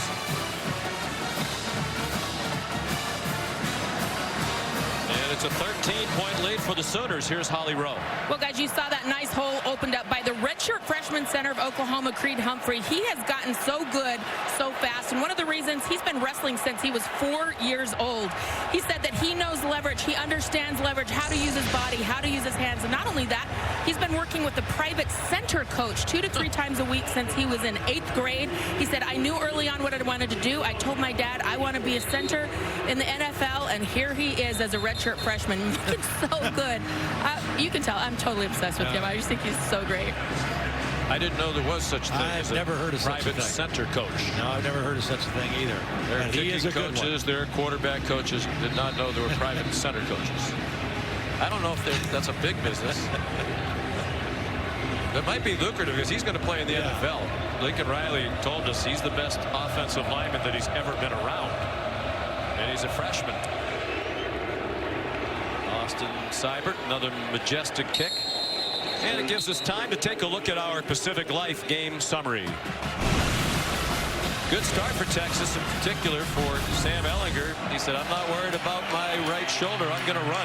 And he did. Yeah, he did. He ran hard. He played well. Texas really had Oklahoma's defense on their heels in the first quarter. Kind of doing whatever they wanted. Then Kyler Murray started to get warmed up, get those long balls down the field. Texas did such a good job against the run. They gave it to Kyler to throw it, and he got them in the lead right before halftime. And they just scored again here in the third quarter. Ehlinger running out of time and ripped down by the freshman Ronnie Perkins. Well, Perkins is right here. He's going to come on an inside stunt. Ehlinger has plenty of time early on to make a throw, but he's just not able to find anybody downfield. And at the last minute, Perkins is there for the sack. Oklahoma's defense, much maligned this year, but they have made some big plays in this game so far today. And maligned with a reason. They're 100th in the country in scoring defense, 111th out of 130 in total defense. Ehlinger on target. Colin Johnson running after the catch out to the 44-yard line. Oh, this is a beautiful route and a throw by Sam Ehlinger at the top of the screen. Colin Johnson attacks outside leverage by Motley, the corner. And a nice throw on time. They got to get little Jordan Humphrey back involved in the game, though. Deontay Ingram out toward midfield, a couple of yards short. Kenneth Murray, Neville Gallimore combining on the stop for Oklahoma. Humphrey only had 3 catches for 22 yards in the first half, and he had a monster game against the Sooners in October. They've got to find a way to get him untracked here in this Longhorn offense. Targeted him 4 times. He had 9 catches in the regular season win over Oklahoma. Deontay Ingram, first down across midfield to the Sooners' 45-yard line. Well, Humphrey did a nice job blocking on that play. That was a designed screen. You had 2 wide receivers out there blocking. He did a nice job on a linebacker, Caleb Kelly, to spring that play for a first down.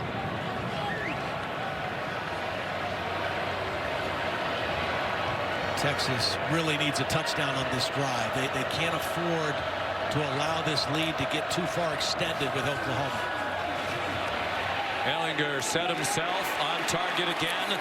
Colin Johnson delivers a shove to the face of Parnell Motley and has a first down at the 24-yard line. Inside technique by Motley. Easy throw and catch for Ehlinger and Johnson. You see Colin Johnson at the end trying to get a little extra.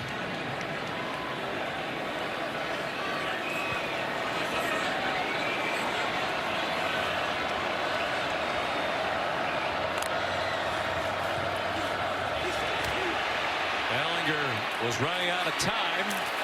Little Jordan Humphrey, a bobbling catch and a loss of yardage on the play. That was a corner blitz by Parnell Motley, and that's why Ehlinger had to get rid of the football. He did a good job just to get rid of the football. Here comes Motley at the top of the screen, number 11, unblocked, and Sam just has to unload the football. Negative yardage play by the Sooner defense on first down. Kenneth Murray, the tackle. Ruffin McNeil continues to preach his belief in this defense and the talent of the defense, the effort level.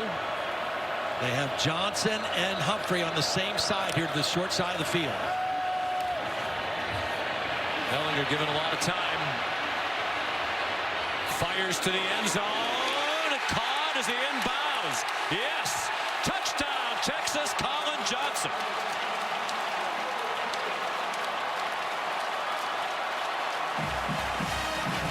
What terrific protection. Again, Trey Brown, 5'10". Colin Johnson, 6'4". Throw it up and let the big guy go make a play. 1 foot down, good clean catch. But it started with terrific protection. Ehlinger had a long time to survey that field and come back late to Colin Johnson in the corner of the end zone. 7th catch for Johnson. 5 of them have been for 20 or more. That one was good for a 27-yard touchdown. 7 catches, 169 yards receiving, and a touchdown for Colin Johnson, junior out of San Jose, California. And as you said, Todd, it felt like Texas really needed a score, and they got it. Back within a score, with a long way to go.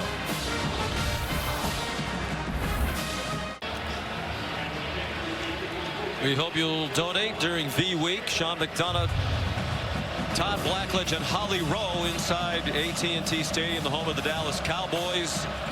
Dr. Pepper Big 12 championship game. Oklahoma by 6. Texas after the touchdown kicks off. And Trey Brown takes the knee. Here's Holly.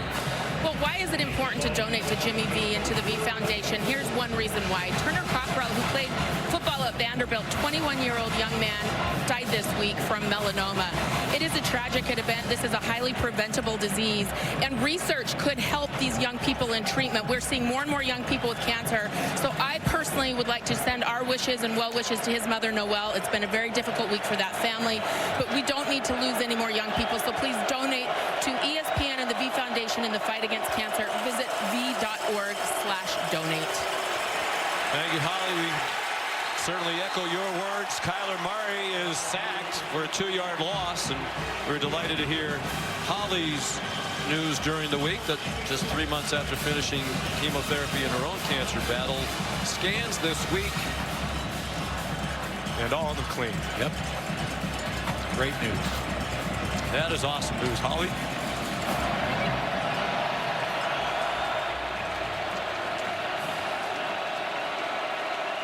Loss of a yard, perhaps even 2. 2nd down, 12, inside handoff, and Sermon is bottled up. Another loss on the play. Well, you can see what that touchdown did to the defense, the energy on the Texas defense. 2 plays in a row, they get to the quarterback, they get a negative yardage play on a run, and now 3rd and long. Can they force a second Oklahoma punt of the football game? Kyler Murray trying to go quickly. Texas brings pressure. He threw it up for grabs, and it's incomplete. Well short of C.D. Lamb. The throw was a duck as he literally tried to duck the blitz. Yes, that's exactly right. That's why he threw the duck. He was trying to duck the blitz and get rid of the football, and he didn't throw his normal pretty pass, and it came up short and wobbly. But credit this Texas defense. B.J. Foster on that pressure. 3 dynamic defensive plays in a row by the Texas defense. A very rare 3-and-out for the Oklahoma offense. Little Jordan Humphrey, mentioned first game this year, returning punts. Tom Herman wanted the ball to be caught, not bounce for additional yardage. He's done that well. 47-yard punt, Texas on offense after this.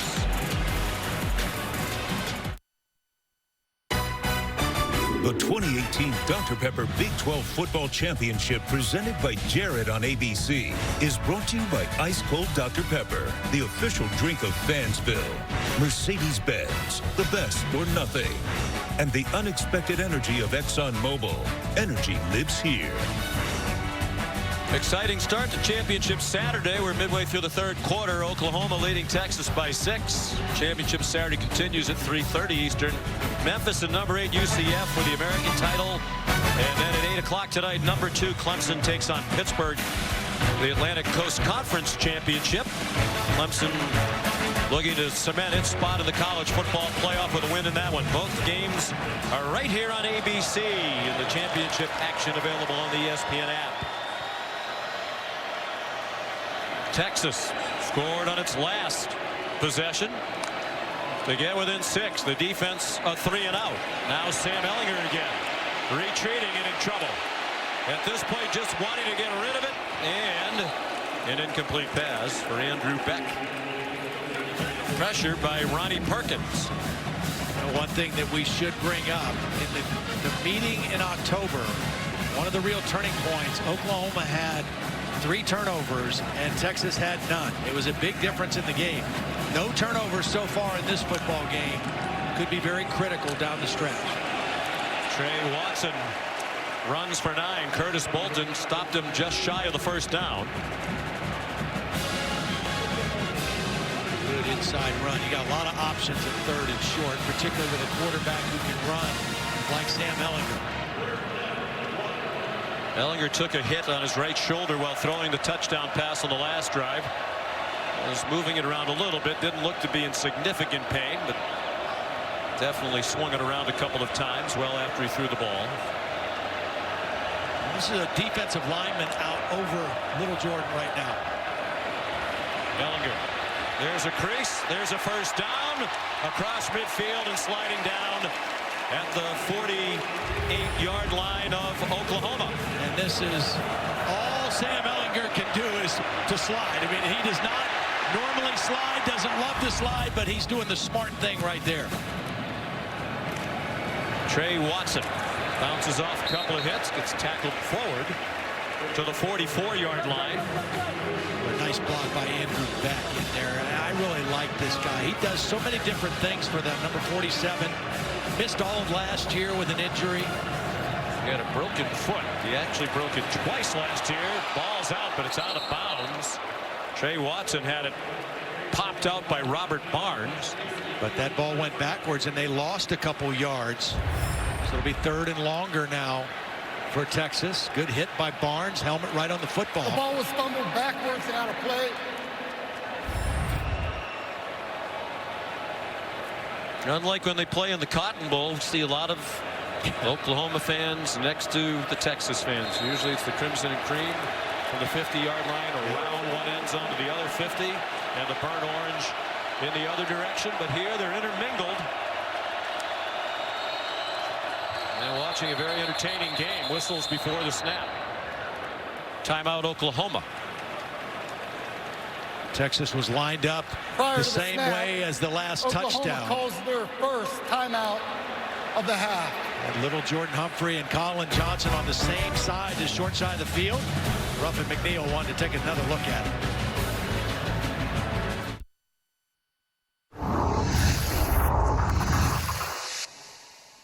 The eyes of Texas are upon you.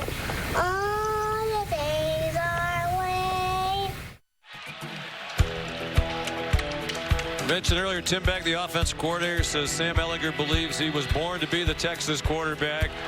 He's been a Texas fan since the earliest days he can remember, trying to lead them to a Big 12 title. Down by 6, 3rd and 7.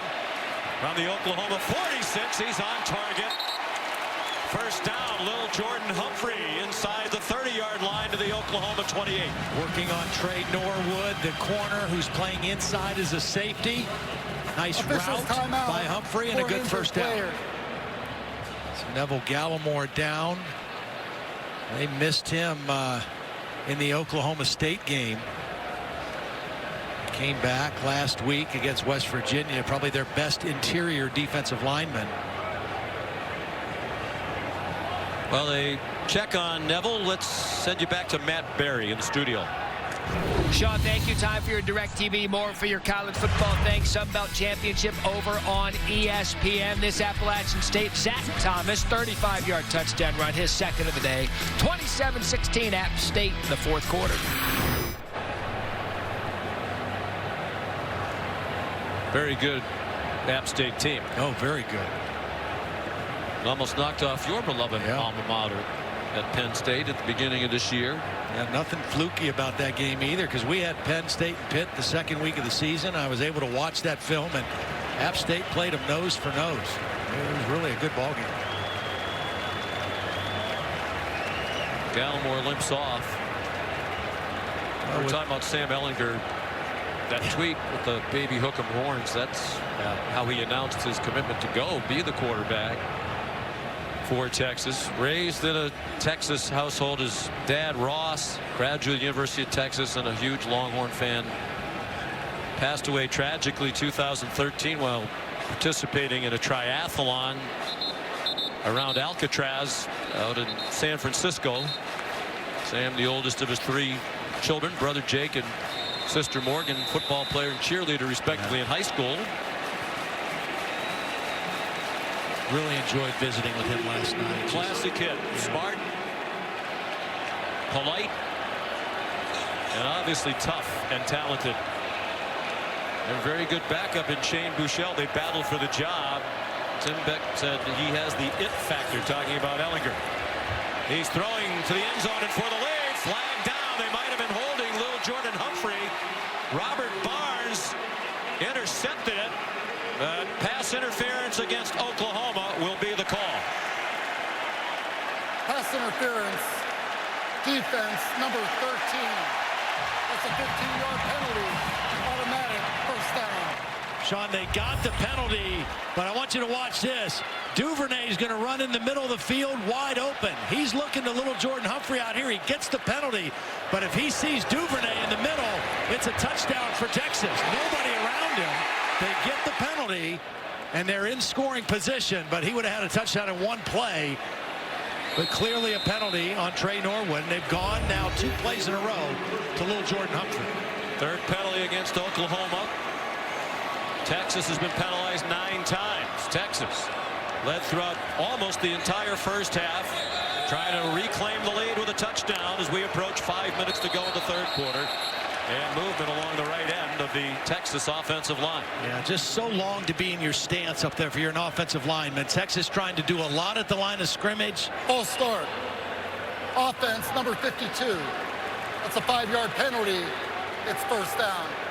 Sam Cosme, the right tackle. Again, they're really high on him. You know, you're asking these guys to stay up there ready to strike for such a long period of time, and he moved, as did Andrew Beck, and 5 yards against him.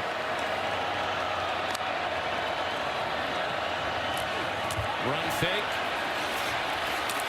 Devin Duvernay lunging for the first down marker. Didn't get to it, but they're going to give him the 5-yard line. What a nice block by little Jordan Humphrey also. Seen that a couple times, using that big body, not just as a receiver, but as a lead blocker. Ingram. First down. Keontae Ingram, the true freshman, their leading rusher for the year, averaging 61 yards a game. So I think that's smart with Neville Gallimore on the sideline, their best interior run defender. For an injured player. And now Bolton, who has played so well today in the last couple weeks, down at the end of that play. That'll be a huge loss if he has to go out. He's their second leading tackler, 17th in the nation, making 10 tackles a game. The other thing about him is they move him around and play him in so many different spots in their different defensive packages. He has a lot of versatility for this defense. Gallimore looks like he's ready to go. I wonder if it's a cramp.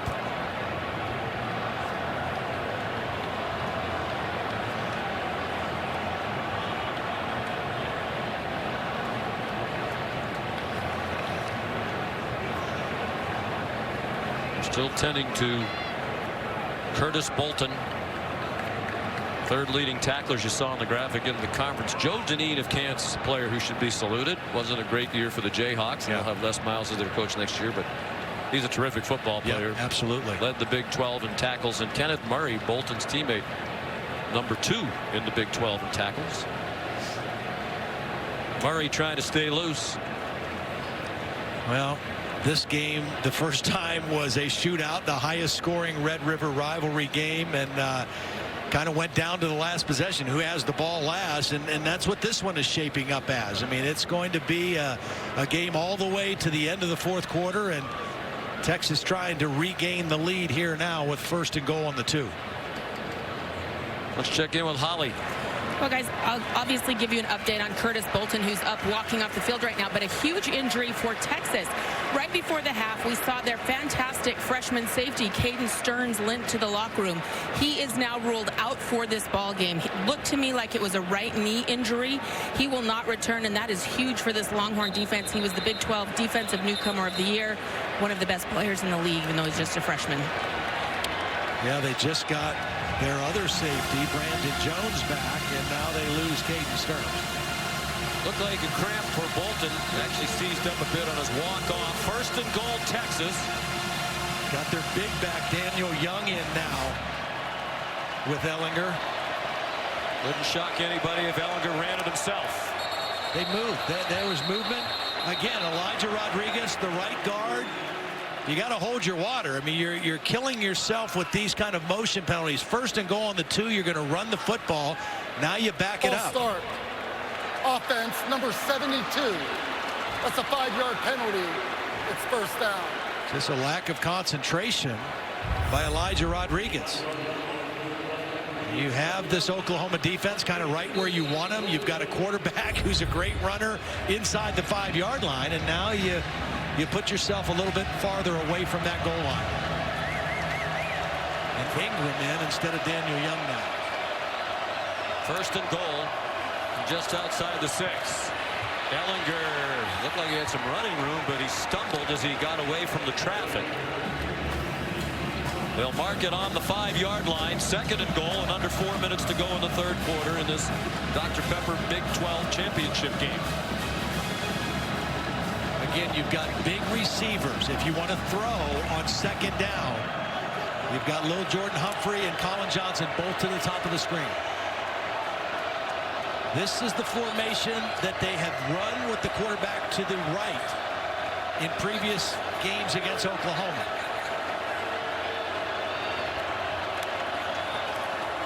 Same thing they did in the first half. It's Ehlinger corralled after a short gain. Amani Bledsoe says, we're not going for that again. Really nice play by Bledsoe. Worked his way down the line, was not fooled. It's Ruffin McNeil. Took over for Mike Stoops. Huge third down play for his defense right here. And remember, they were first and goal inside the 2 before this. And you wonder if it's 4-down territory. Tom Herman said you really can't kick field goals against Oklahoma. Sooners showing blitz. They rush 5. Ehlinger throws, caught, touchdown, Lil Jordan Humphrey. Well, that's a mismatch for Texas. Lil Jordan Humphrey, their best receiver, against a linebacker, Caleb Kelly. One-on-one coverage. Good read by Sam Ehlinger. Watch this right here. One-on-one against the linebacker. Gets the separation. Ehlinger puts the ball in the numbers. And Texas with a chance to take the lead.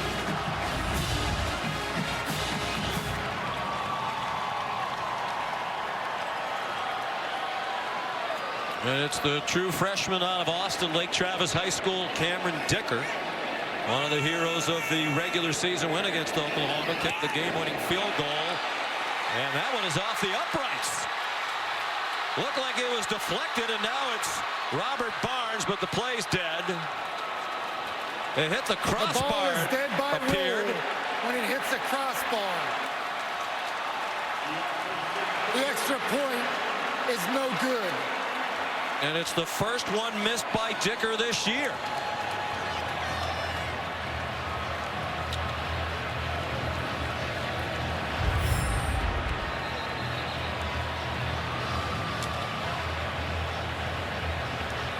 A little bit low by Dicker.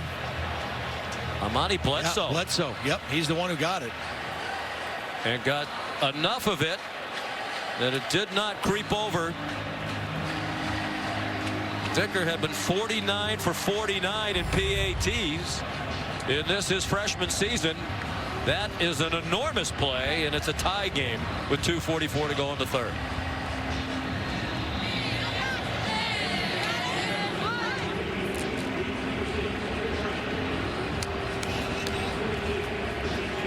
Third block kick for Oklahoma this season. And they blocked 2 punts. Both went for touchdowns. Dicker's kickoff will be a touchback. Here's a look at our Pacific Life game summary.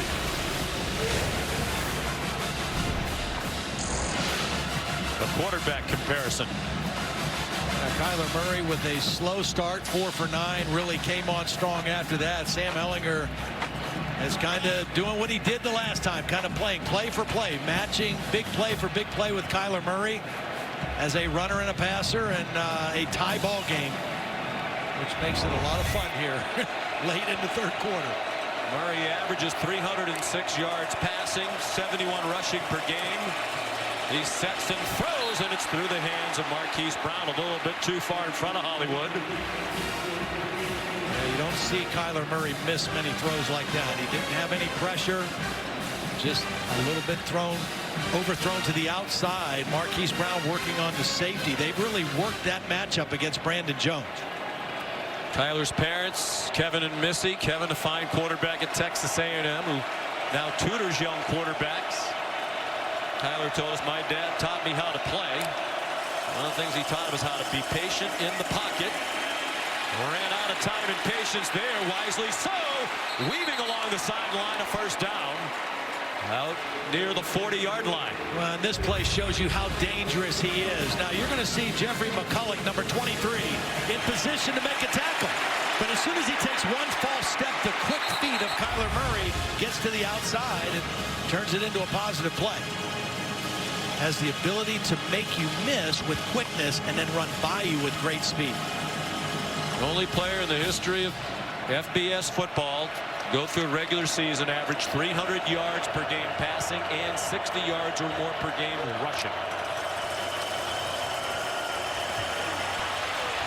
Kennedy Brooks to the 49, and in many years, Todd, he's a shoo-in, Kyler Murray, to win the Heisman Trophy, but not in this year when Tua Tagovailoa has been historically great. Dwayne Haskins has already set the Big Ten single-season record for touchdown passes, breaking a mark held by Drew Brees. And they all three are playing in huge games tonight on a national stage. I just think it's awesome for that reason for the Heisman race. Final minute and a half of the third quarter, tied at 27. Huge missed extra point by Texas a moment ago. Marquise Brown got just enough for the first down to the Texas 49.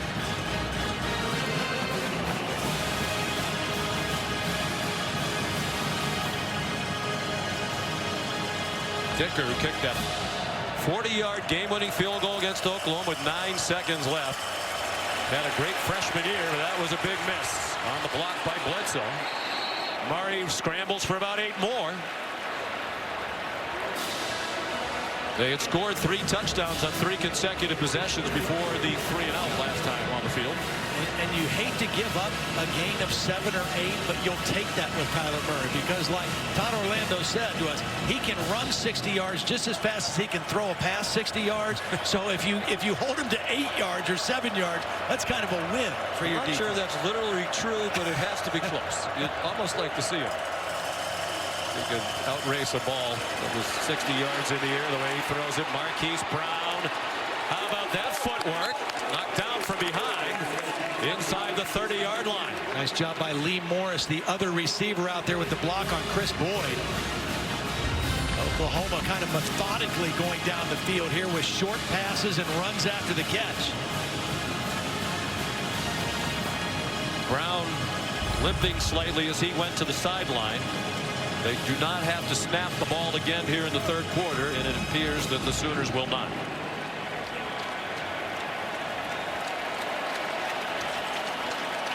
One of the great rivalries in American sports, not just in college football.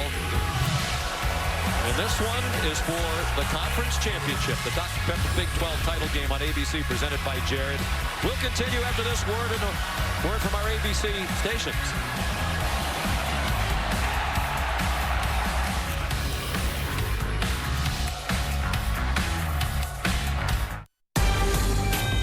You finally did it. You invited both sides of the family over. One table, 12 people. This could get interesting, but you can handle this. You were built for this. Ford Explorer, built for the holidays. Now during the year-end sales event, get 0% financing for 72 months plus 1,000 Ford credit bonus cash on Explorer at your Oklahoma Ford dealer today. Abigail Ogle, weekdays on KOCO 5 News. Aerial coverage high atop AT&T Stadium, sponsored by State Farm, here to help life go right. Beautiful day outside, temperature in the low 70s. Inside Jerry World, 83,114. Most ever for any FBS Conference Championship game.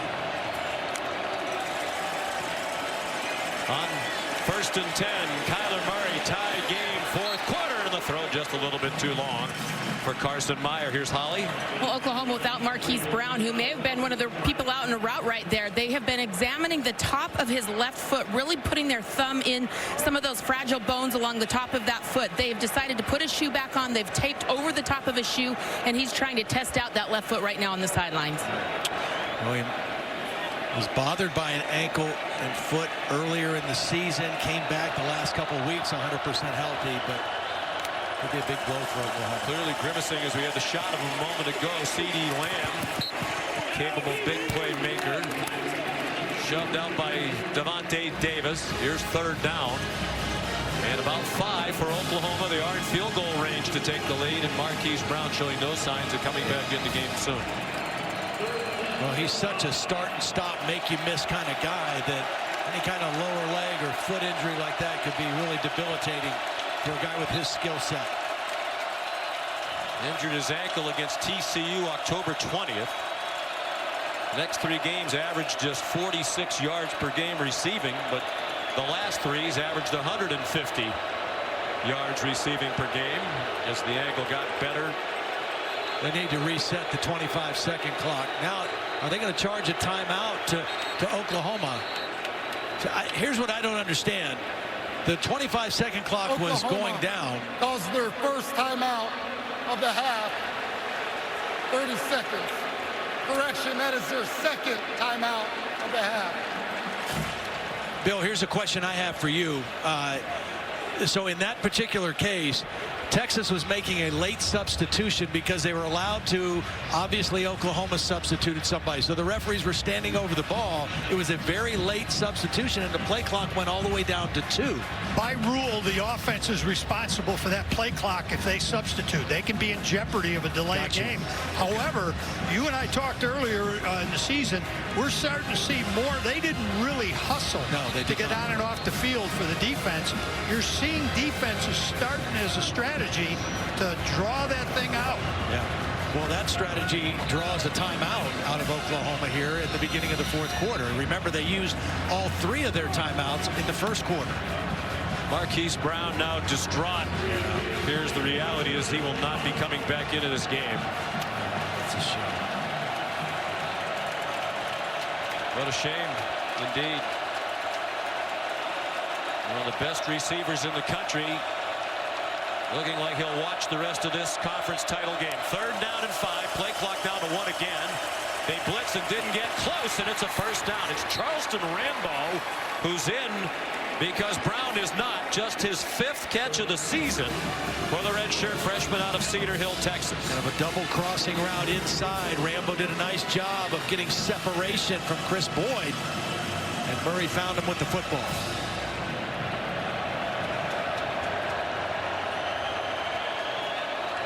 In terms of time, a very long drive by Oklahoma standards, more than 4 minutes now. Working their way up the field, nothing doing there for Kennedy Brooks. Chopped down by Chris Nelson. Veteran in the middle of that defensive line. His 28th career start for a senior from Lakeland, Florida. Chris Nelson did a nice job of beating the freshman center, Creed Humphrey, on that play. Stout guy in the middle of that Texas defense. Personal center coach will help Creed work on that in the days ahead. We'll have that one filmed up, boy. Blitz again. Murray danced ahead to the 15, perhaps even the 14-yard line. Nelson in on the play again with Anthony Wheeler. Officials timeout for an injured player. Defense. Malcolm Roach junior, who fractured his foot early in the year. They thought he'd be out the entire season, but he worked very hard, rehab his way back in. We'll check on Malcolm after a timeout.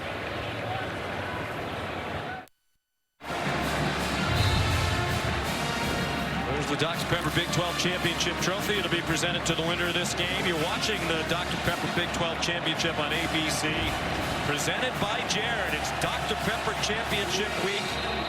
And it's off to a great start here in Arlington, Texas, with Oklahoma and Texas tied at 27 early in the fourth quarter, and the Sooners on the move. I think they're bringing that maybe for Marquise Brown.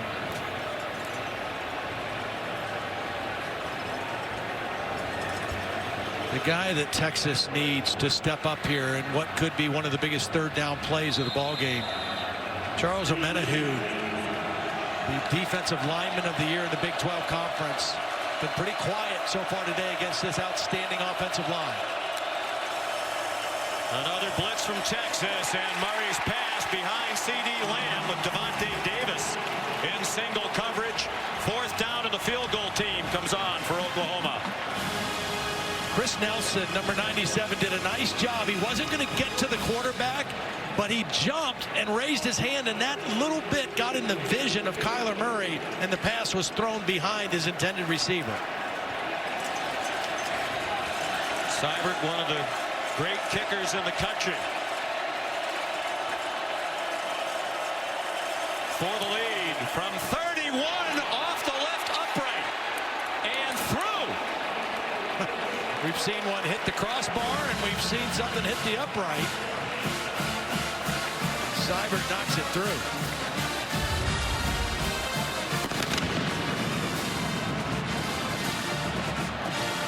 That looked like he was going to hook away for sure. Wow, sure did. At the inside of the left upright. Actually, it looked like he was hooking and then faded back. He did.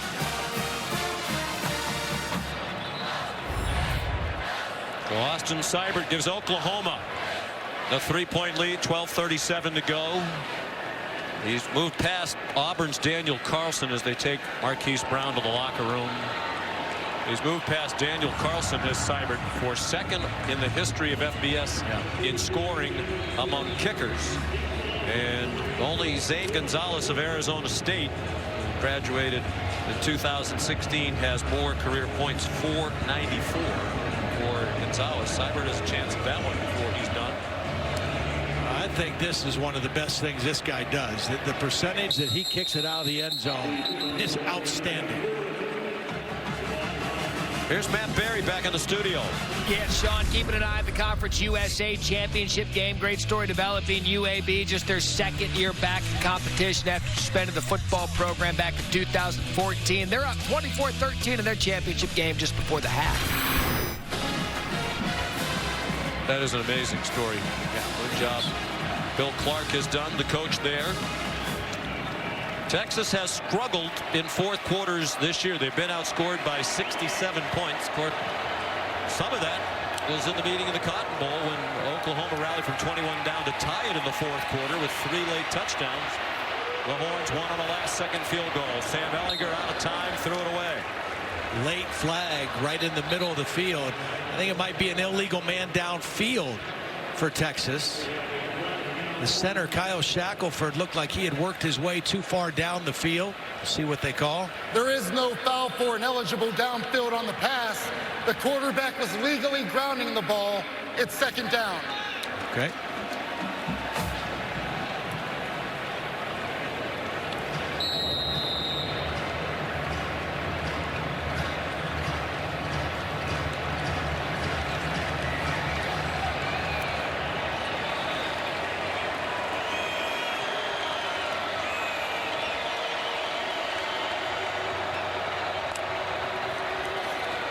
Second and 10.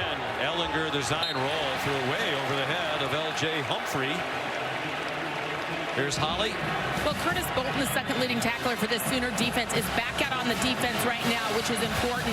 They have been throwing liquids down him. I think he drank about 4 bottles of Gatorade. He's been putting tons of those chewable gummies of Gatorade into his mouth. Sooners. He's back, and Neville Gallimore is back on this 3rd and 10 play for the Sooner defense. Can they get another critical stop at this juncture in the football game?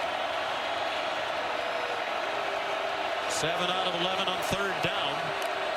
They converted on their first 3 to the Longhorns. Ehlinger lofts one for Johnson. And here come flags from all over the place as he got tangled up with Parnell Motley. Now, it's not a high percentage throw, but when you have receivers this big and physical, it is a high percentage play. Defense number 11. It's a 15-yard penalty from the previous spot and automatic first down. Parnell Motley he doesn't make any play on the football. He has no idea where the ball is, and as Johnson is trying to make a play on the football, he's impeded by Motley, and that's a clear pass interference penalty on 3rd and 10. Johnson, by the way, has set the Big 12 title game record for receiving yards. He'll add to it. Johnson knocked out of bounds by Motley. Prior to that catch, he had 169 yards receiving. He's up to 177 in the game. The previous mark, Big 12 title game, 142 receiving yards by Malcolm Kelly for Oklahoma back in 2006. Trey Watson ahead for a first down and across midfield to the 48-yard line. I think the other thing, if you're Tom Herman, if you're Tim Beck, you want to use clock here too. You're moving the football well. You've got the same amount of yardage as Oklahoma has, but you want to put a little more pressure on Kyler Murray and that Oklahoma offense by the number of chances they'll have left in the game.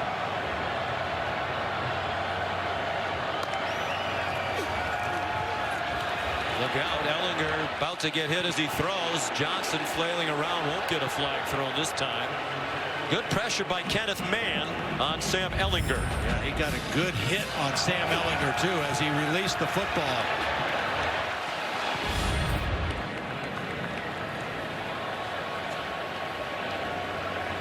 We spoke with Sam Ehlinger last night, Tom Herman. They said the mantra all year long was finish. Last year, Texas lost 4 games that they had the lead in the 4th quarter. This year, they've played 9 one-possession games. They've won 6 of them.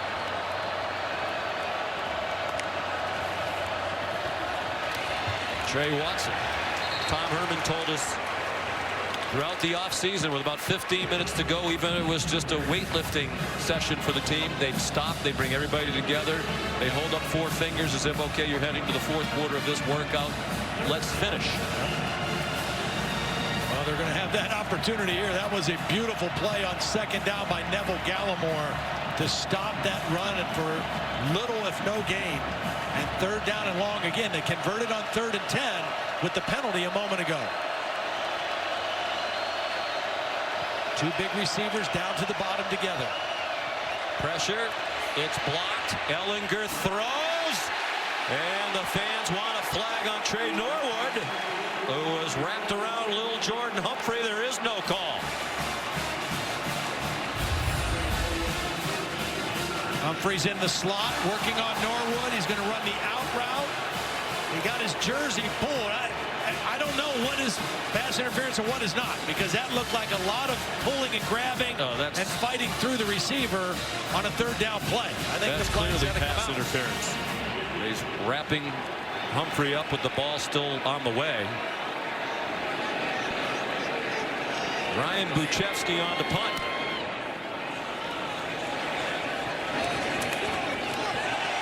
That's going to be a penalty. Could be. Yep, yes. There it is. Fair catch signal made by C.D. Lamb, and Josh Thompson hit him. Well, Josh Thompson thought he was going to catch the football. He thought C.D. Lamb was going to leave the ball alone. But C.D. Lamb went to make the fair catch, and because Thompson ran into him, that's a penalty. Well, it's been an up and down day for this officiating crew. That pass interference a moment ago, you cannot miss. They've called that all day long. Yeah, especially based on the way they've called the game. Absolutely. Again, we've had a couple games in this conference in the last few weeks that they didn't call anything like that. I think that would have been pass interference penalty in just about every instance, even when games when they've let them play. How about last night? Catch interference by the kicking team, number 9. 15-yard penalty from the spot of the foul. First down. Timeout. We'll talk more about it when we come back. 10.5 to go in the Big 12 championship game. The 2018 Dr. Pepper Big 12 Football Championship, presented by Jared on ABC, is brought to you by Ice Cold Dr. Pepper, the official drink of Fansville. Jared, dare to be devoted. And in part by Pacific Life. Experience the power of Pacific. Aerial coverage above Arlington, Texas, the home of the Cowboys and the Texas Rangers. Brought to you by State Farm, here to help life go right.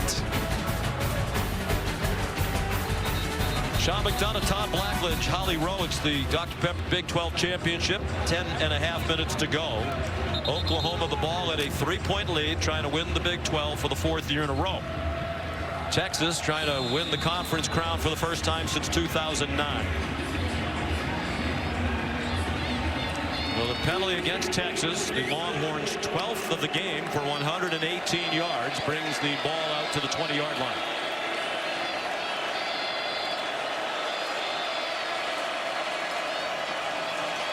Kennedy Brooks, the running back. Longhorns showing blitz and trying to bring 5. Well blocked, and Kennedy Brooks chopped down. P.J. Locke, the senior out of Beaumont, Texas. Stalwart for this Longhorn team, his 40th career start. Very physical, plays that nickelback position. One of the most physical guys on this team. Will graduate in a couple of weeks. 3.5 years. Good throw and catch. Grant Calcaterra. First down, 33-yard line. Kyler Murray on target. And the arm strength. This is from the left hash, throwing it deep out to the right sideline. The guy can make every throw that you'd want a quarterback to make. Very impressive arm. It could be he has just one more football game left. He hopes he has 2 more left in the college football playoff, but it was reiterated earlier this week his intention to go play baseball as a first-round pick of the Oakland A's when this football season is over. Kennedy Brooks yanked back after he crossed the 35. Anthony Wheeler, the tackle. Both teams have done a great job of taking care of the football. Texas had the one football by Trey Watson that fumbled out of bounds, but neither team with a turnover.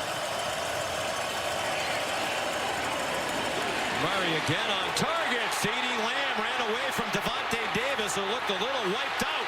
Is he trying to make the tackle? CeeDee Lamb belted from behind, lost the ball. It got knocked out, and Texas has recovered. Brandon Jones came up with the football. The ruling on the field is a catch on ball, recovered by the defense, first down. Gary Johnson came flying down the field.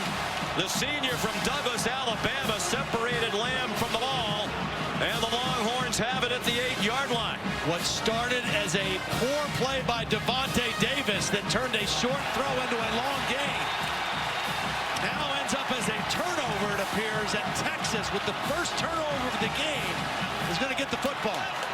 Was his knee down before the ball came out? That's the only question. No, that ball's well on its way out. Ball is out. What a hustle play by Gary Johnson, chasing from behind. CeeDee Lamb had turned that catch into a spectacular play, but the hustle play by Gary Johnson gets the first turnover of the game for the Longhorns.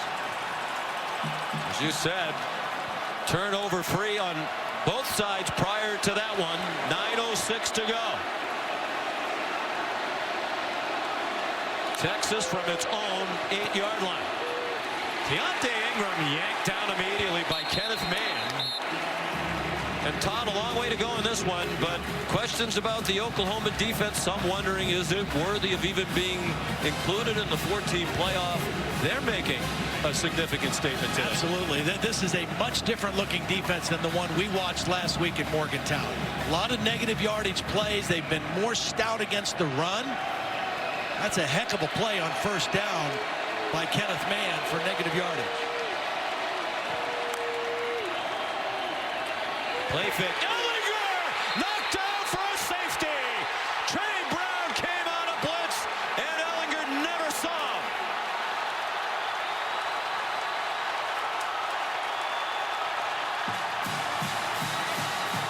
They call this a cat blitz, a corner blitz from the short side of the field. Ellinger has his receivers to the left. He is not anticipating blitz at all. It's going to come right from here, and Sam never sees it, but he feels it when it's too late.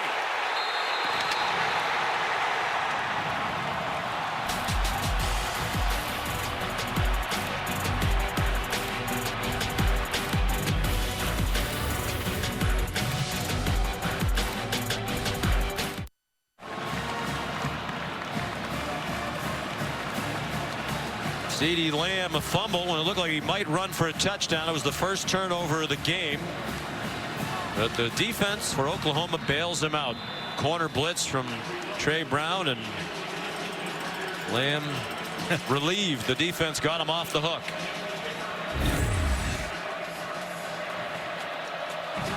Free kick from the 20. They'll put it on a tee with Cameron Dicker.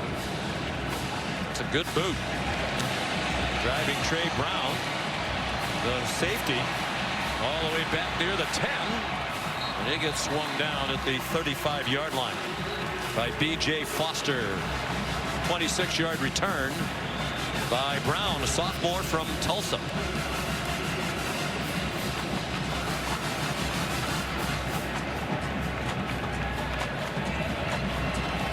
Good field position and a 5-point lead for Oklahoma. Kyler Murray has thrown for 330 and 2 touchdowns. He's rushed for 38. Little off his mark. Yep. The rushing yards off his mark. The pass yards are slightly above average for him. The rushing numbers down. Here's Trey Sermon. Starting to see some tired-looking Texas defenders. Brandon Jones got him down. Beautiful block by the right tackle, Cody Ford, blocking on Brecken Hager. Just opened up a massive hole that time for Trey Sermon. Sermon's not a guy that's going to make you miss very much. He's a pretty physical runner. A lot of green grass in front of him on that play. Clearly healthier than he's been. He's had more carries today for Oklahoma, 13 than anybody else. After just 6 carries total the previous 2 games. They give it to him again. He weaves for a first down. I know they like to go fast, Todd, but if you're Oklahoma, you're a little bit slower in the operation midway through the 4th quarter. Absolutely. I think you can see that. I think you can see that right now. Lincoln Riley's saying, let's be a little bit more methodical. We still want to score. We want to make this a 2-score game, but let's take as much time as we can to make that happen.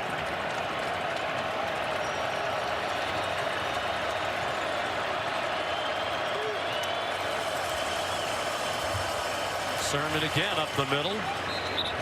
Charles Omenihu, the tackle at the 49-yard line. 3 yards for Oklahoma, and the clock goes under. 7 minutes remaining in this Dr. Pepper Big 12 championship game.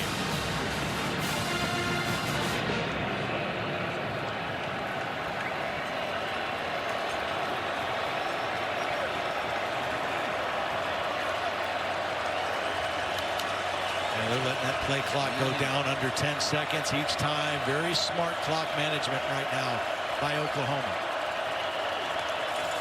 Particularly smart if they get one more score, field goal, and they get 8.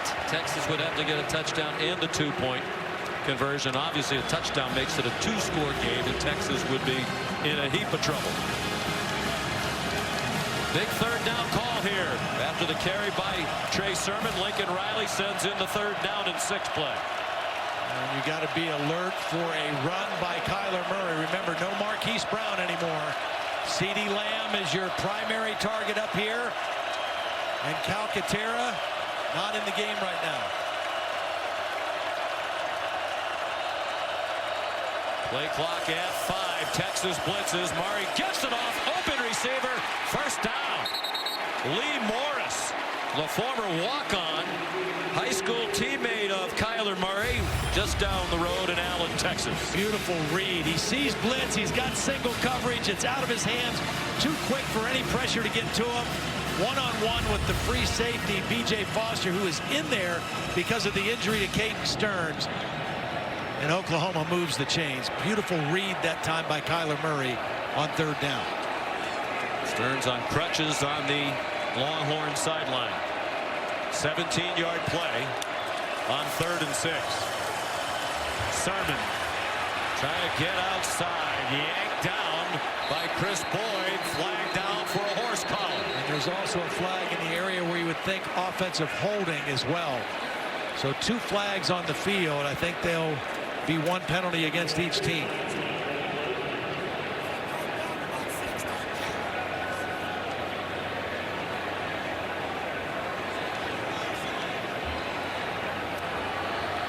There are fouls by both teams. Holding, offense number 72. Personal foul, horse collar tackle. Defense number 2. Those fouls will offset. Replay, first down. This has been a tough game for Chris Boyd in the penalty department. Didn't hear who they called the holding. 72, Ben Powers, and then there's the horse collar at the end by Chris Boyd. So it's 1st and 10 again. The clock moving, under 5 minutes to go. A blitz, and they ran into the side from which the blitz came. Texas didn't wrap up. And the blitzer, B.J. Foster, actually wound up being involved in the tackle at the line of scrimmage on Trey Sermon. I don't think you can play off coverage on these wide receivers. I think you got to get up and press them if you're Texas, because if it's off and you try to pressure Kyler Murray, he's going to get that ball out quick. He may not throw in this second down play, but if you play off on their wide receivers, he can get the ball there in a hurry for completions.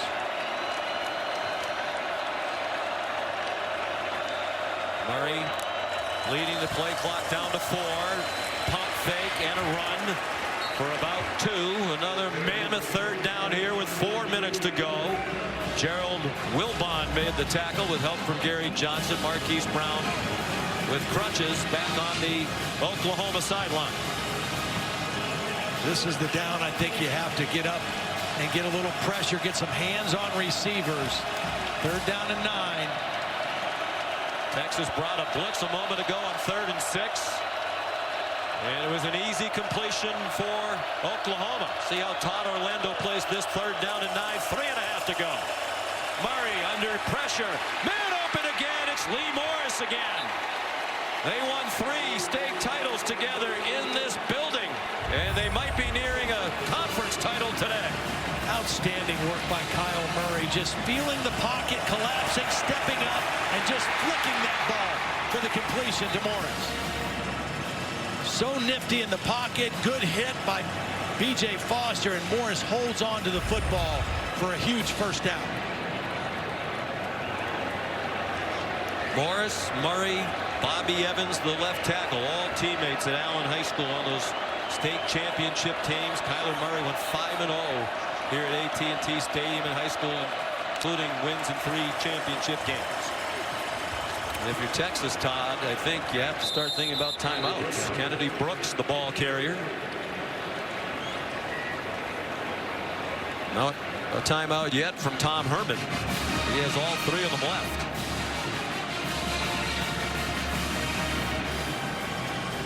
So impressed with Kyler Murray, his work in the pocket. You know, a guy who can run that well, you'd think he'd take off and run all the time, but he moves in the pocket with the idea of throwing the football. He runs when he needs to run, and he runs when it's a designed quarterback run. But he stays in there and moves to throw, and did it beautifully on that 3rd down play. 2nd and 7. Now there might be a timeout. Sermon. There's a timeout. Texas fans hollering toward Tom Herman to use the timeout, and he does with 2:04 to go. And can Oklahoma convert on another 3rd down? We'll find out right after this. Texas. Back at the Dr. Pepper Big 12 Championship. Oklahoma leading by 5. And here's today's Dr. Pepper Spotlight. Well, the spotlight is on Kyler Murray, who started slowly 4 for 9, but has really picked it up. Beautiful use of his eyes. We've seen this a lot today. Moving the safety, holding the safety where he was. Comes back with a nice touchdown pass to CeeDee Lamb. Here's another one to Calcaterra. What I like about this is his ability to just stay alive in the pocket, and he has quick feet, but he also has quick eyes. He sees what he wants to see, and this was the 3rd down play just a bit ago to Morris for a huge conversion. Kyler Murray sitting right now at 361 yards and 2 touchdowns thrown. Lee Morris, his old high school buddy, didn't have a catch all day. He's had catches on 2 big 3rd downs. Where will they go on this one? 3rd down and 10. 2 timeouts for Texas. Oklahoma by 5. Murray lofts one up for Calcaterra. Oh, what a catch! With the defender on him, it looked like he snared it with one hand. Grant Calcaterra with 2 minutes to go.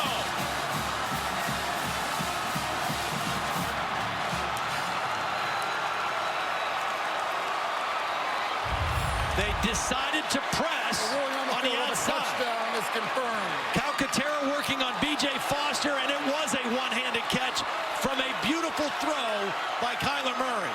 The touch throw to the outside shoulder, the one-handed catch on 3rd and 10. That is beautiful work. The result of the play is a touchdown. After the play, unsportsmanlike conduct. Offense, number 80. That's his first. That 15-yard foul will be enforced on the ensuing kickoff. Try for point. He spiked the football. What a drive, a championship drive, yes. It seems, for Oklahoma. They held the ball for 6 minutes and 19 seconds, 11 plays, and barring something remarkable in the last 2 minutes, they'll be the Big 12 champions for the 4th year in a row, and quite possibly on their way to the college football playoff. A lot to be determined elsewhere on this championship Saturday. They were 3 for 3 on 3rd down on the drive, including this one. Murray to Calcaterra.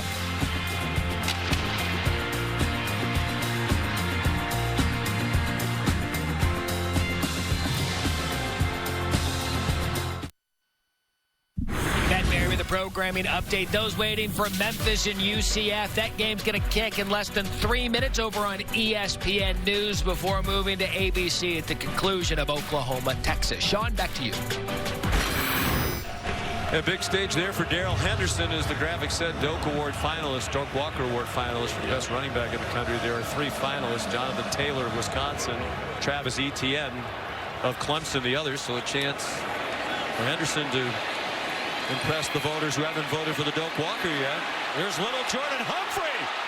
Little Jordan Humphrey. There's a flag down back at the 30-yard line. It's a touchdown if it stands.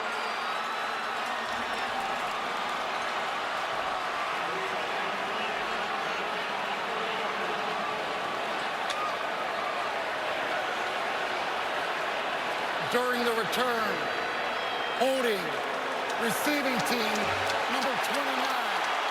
10-yard penalty from the spot of the foul. First down. Josh Thompson called for a crushing penalty for Texas. Oh, right there in the middle of the frame. Number 29. There's the left hand grabbing jersey and maybe even face mask on the return. Little Jordan Humphrey. Touchdown taken off the board, and for Texas, 12 penalties, 118 yards. That'll be the 13th, I believe. 13th, I don't think they've put that on the stats monitor yet. What a crusher. You know, and Oklahoma a little bit lax on their coverage because they're so used to Cyber kicking it out of the end zone. There was nobody even around little Jordan Humphrey.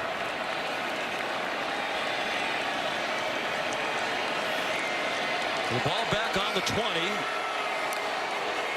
Kickoff return touchdown wiped out. Ehlinger over the middle. Devin Duvernay, he can fly. He gets them all the way out to midfield. They're not a big play offense. They haven't had a play from scrimmage of over 50 yards all season long. Yeah, they're not really built to play come from behind necessarily either. That's just in a difficult situation right now.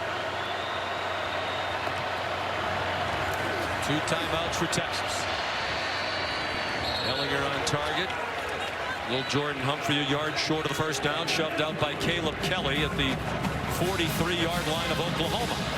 Before those 2 plays, which were both first down plays, the difference in this game has been the Oklahoma defense on first down. In the first half, Texas averaged over 7 yards a play. In the second half, under 2 yards until this last possession. That has been a huge change for this Sooner defense in the ballgame. Ehlinger had a wall in front of him, circled back to get away, incomplete pass for Johnson. And you think back to last week too, Todd, the game for Oklahoma at West Virginia, one they absolutely had to have. They didn't win that game. They weren't even going to be in this game. Right. And the Oklahoma defense, much criticized, deservedly so for a lot of reasons, scored 2 defensive touchdowns in a 3-point win. Right. And today, the safety, an enormous play for the defense. Absolutely. And they've had plays like that over the last half of the season. Ehlinger on 3rd and 1. The first down to the 40. Kenneth Mann, the tackle. Time running out on this Texas Longhorn team. 1:15 to go. Needing 2 scores on target. Gerard Hurd, the former quarterback, with his first catch of the day, just his 12th of the season, senior from Denton, Texas. A nice read by Sam Ehlinger.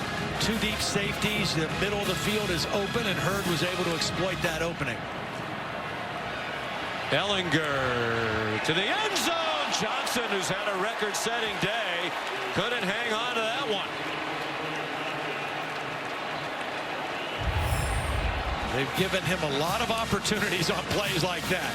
He's used his big body. I think he's become an even better and more physical receiver in the second half of the season. And he has had an outstanding ball game tonight. For a great family, his dad, Johnny Johnson, was an All-American defensive back at Texas in the late 70s. Played 10 seasons for the Rams. He's in the College Football Hall of Fame. From the 19, they've been in the red zone 3 times previously with 3 touchdowns. And that one is intercepted. A game-sealing play off the ricochet. Trey Norwood wraps up the Big 12 championship for Oklahoma for the 4th year in a row.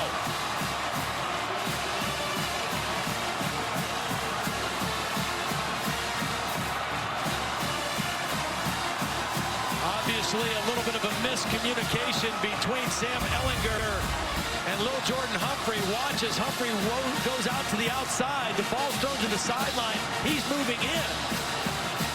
The ball was tipped by Motley and intercepted by Norwood. And another critical stop by this Oklahoma defense should just about do it. When you have an offense, as Oklahoma does, you have to do just enough. That's it. And that's what they did last week. More than enough. Murray dancing around, is killing time. Now takes the knee.